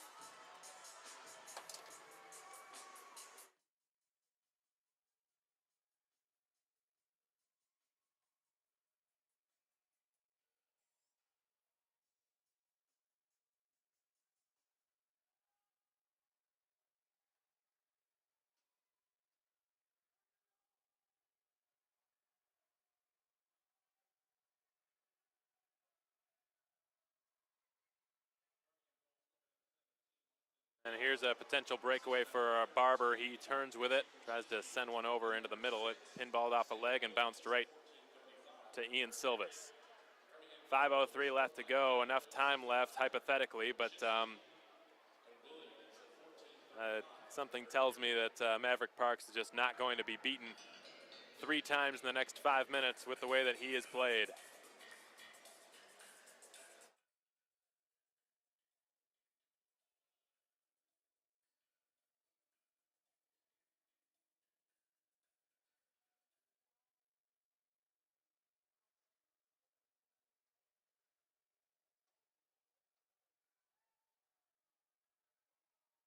Jordan from a tough angle. His shot was denied by Ian Silvas.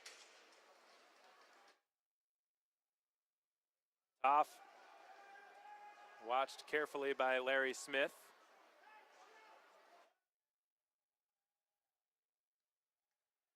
Macon gets the puck on his stick and snaps a shot off. It was fought off by Silvis. Got a feel for Ian Silvis, who's struggled to get a win of late. His last few games, he's not been able to get in the W column. Ronsberg will feed it down to the corner on the far side.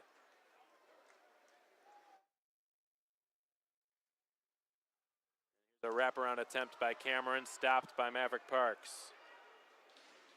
Silvis's last win came on Friday, December 21st against Pensacola. Dickin down the left side, left circle to the backhand, shoots. What a save by Silvis. Lunging out with his glove, made an acrobatic stop on Taylor Dickin. But he has not gotten any run support today, Ian Silvis, and no help. Not had a chance to win this game.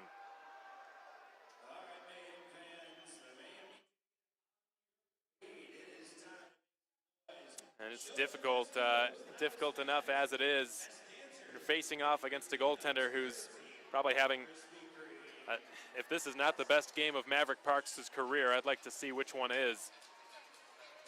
Right now the shots on goal favoring Macon, being counted and tallied up right now, but they're more than tripling Birmingham in shots. Right now the clock shows 43. Okay, so now they're adding a bunch for Birmingham. Okay, so doubling. 43-20, the shots on goal favoring Macon.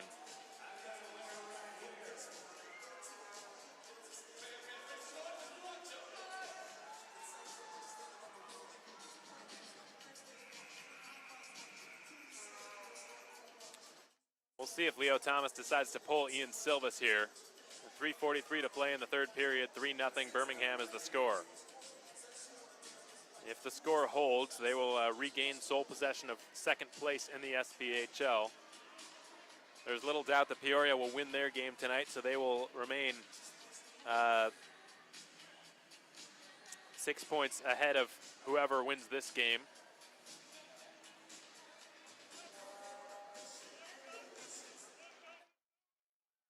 Caleb Apperson is chased out by Justin Levesque. Tallene sends it into the corner on the far side. Apperson's just cleared it all the way down. This will be an icing called against Birmingham. The icing call has been brought to you by Tropical Smoothie Cafe. One last look around the SPHL. It's Knoxville, Quad City tied up at 2 goals apiece at the start of period 3. Pensacola up 2-1 over Huntsville on the road, with the second intermission still intact here, and Peoria again leads 5-1 in their second intermission as well. Apperson is forced out from behind his own net and has again iced the puck, and I think the Bulls will be happy to just do this about 30 times in a row until the game is over.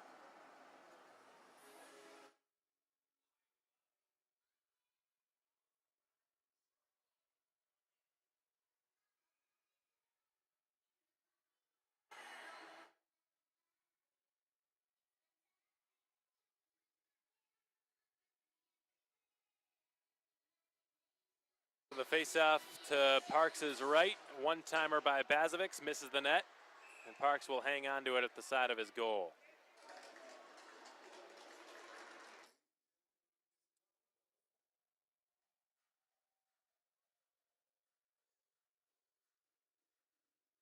After this weekend, the Mayhem will head up to Evansville, Indiana to take on the Thunderbolts for the first time this season. The Mayhem and the Thunderbolts have not met since the challenge round last year in the 2018 playoffs. So it's been a while since the Mayhem have faced off against that squad. And good news for the Mayhem is they have really struggled this season. That's an understatement. Schmitz will drive the other way, has his stick lifted by Bazovics, couldn't get much of a shot off, and then hits the deck. Shortly afterwards, Silvis is able to make the stop. Lots of whistles here over the last minute or so. So that road series next weekend in Evansville will be on Friday, January 18th, and Saturday, January 19th. Puck dropping at 7:15 p.m. Central Standard Time, so in the Eastern Time Zone. For those of you tuned in from Georgia, that will be 8:15 p.m. Tommy Pecoraro, the voice of the Evansville Thunderbolts, will have the call on SPHL Live, powered by New Line. Minerva swats one around the boards on the far side. Jake Trask has got it. Cup kicks it up to his stick. Loses an edge as Seamer goes in to help him out. Been wrapped around the boards all the way down. This will be an icing called against Birmingham.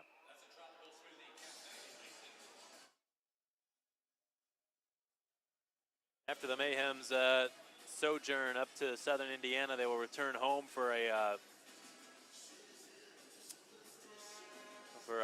Friday night home game against the Huntsville Havoc on Stranger Things night. That'll be a home-and-home series. They'll turn right back around and face Huntsville 3 p.m. Central Standard Time the following night.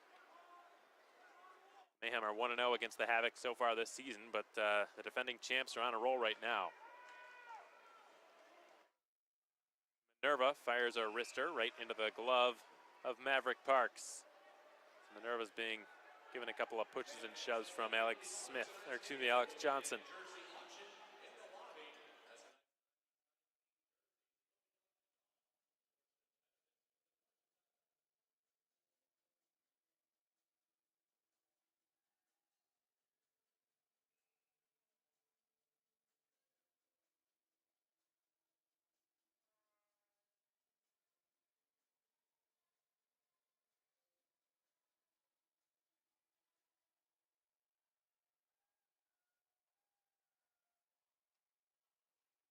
Fuller has cleared it off the glass.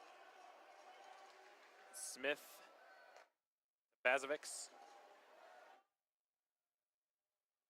Back to Smith, whose pass was intended for Cameron, but Shane Toff saw to that. Fuller will chip it in. Silvas behind his net had a bounce over his stick. Cameron kicks it outside of the reach of Jimmy Soper.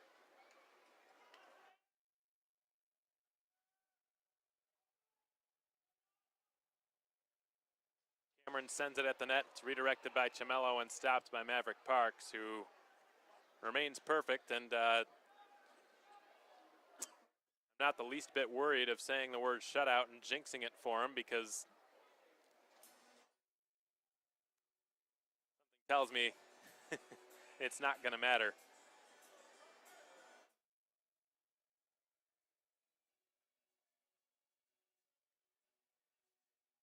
There's not been a game all season in which the Mayhem have been met by a goaltender like this so far.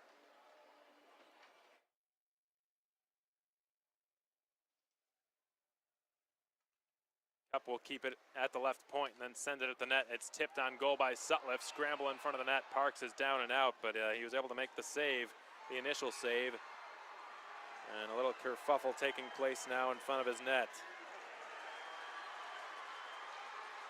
Crowd, what's left of it, is chanting for Alexander Tallinn to drop the gloves with Mike Davis. And the linesmen, I don't think, want that to happen. The Mayhem have only been shut out twice this season. Once was against Birmingham, once was against Fayetteville. Both of those games were on the road. The Mayhem have not been shut out on home ice all season. And it's really just disappointing right now, folks, is the only word that comes to mind. The Mayhem, the front office staff, just put forth such an effort in generating this tremendous crowd that really worked overtime all week to sell copious amounts of tickets. There were 1,800 pre-sold tickets to tonight's game, which, if I'm not mistaken, was the most ever in a pre-sale. There were probably just as many, if not close to as many, walk-up tickets that were purchased at the box office windows. Dozens of groups, a handful of fundraisers, sponsors in the building tonight, a specialty jersey night. The only thing that was missing was a thrilling offensive game from the Mayhem, and that's just not happened. And Maverick Parks has really just snuffed all cheer and hope out of this building tonight.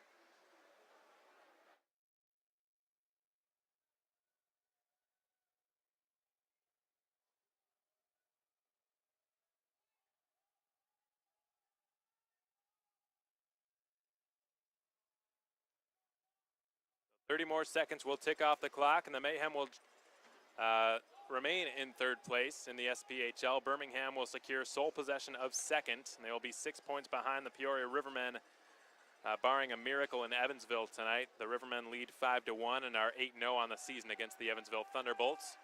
I think it's safe to say that they've got that one in the bag. Trask fires from the right circle. That'll be the last shot attempt that the Mayhem will get. The first time all season, the Mayhem have been shut out on home ice. And it's come in the most heavily attended game of the 2018-19 season for the Mayhem in this building. So it's just a really unfortunate combination of events that tonight, of all nights, the Mayhem are shut out. And I think they might argue that the jerseys have something to do with it. Pretty resemblant of Pepto-Bismol bottles skating around out there. And I can empathize with them and see why it might be hard to channel their inner fury whilst wearing kind of pretty silly pink jerseys.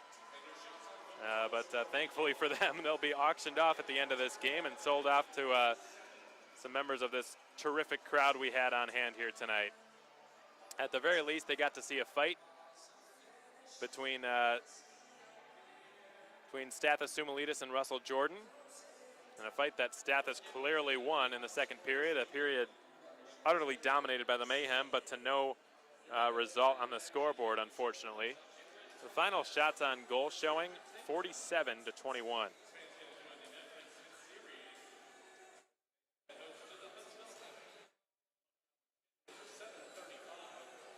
This is the most shots on goal the Mayhem have generated in a single game all season. And not one of them found the back of the net.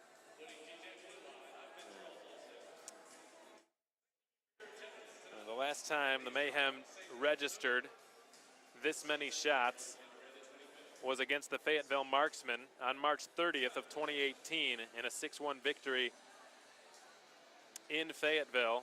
They outshot the Marksmen 47-26. This was an even larger margin in the shots differential, 47-21. But Maverick Parks, just simply put, stole the show tonight, folks. And there's really not much more to say outside of that. And the Mayhem have dropped to 18-8-3. They remain in third place in the SPHL. Birmingham has just snagged up sole possession of second. They're now 6 points behind the Peoria Rivermen, or will be after Peoria takes care of business in Evansville, presumably. The Mayhem's next games will be in Evansville on the road. Tommy Pecoraro's got the call on SPHL Live, powered by New Line. Puck drop, 8:15 p.m. Eastern Time. It'll be the Mayhem's first contest against the Evansville Thunderbolts since the challenge round last season, right at the onset of the 2018 playoffs. So until next Friday night, folks, Alex Von Coydel here saying we hope you enjoyed the broadcast in spite of the outcome. One more time, the Bulls with 3, all scored, ironically, on a Simpsons-themed night by a player named Austin Doe. The Mayhem with nothing. Maverick Parks with the 47-save shutout, and that wraps things up from here, folks. Enjoy the rest of your weekend, and we hope to have you on board with us next Friday from Evansville.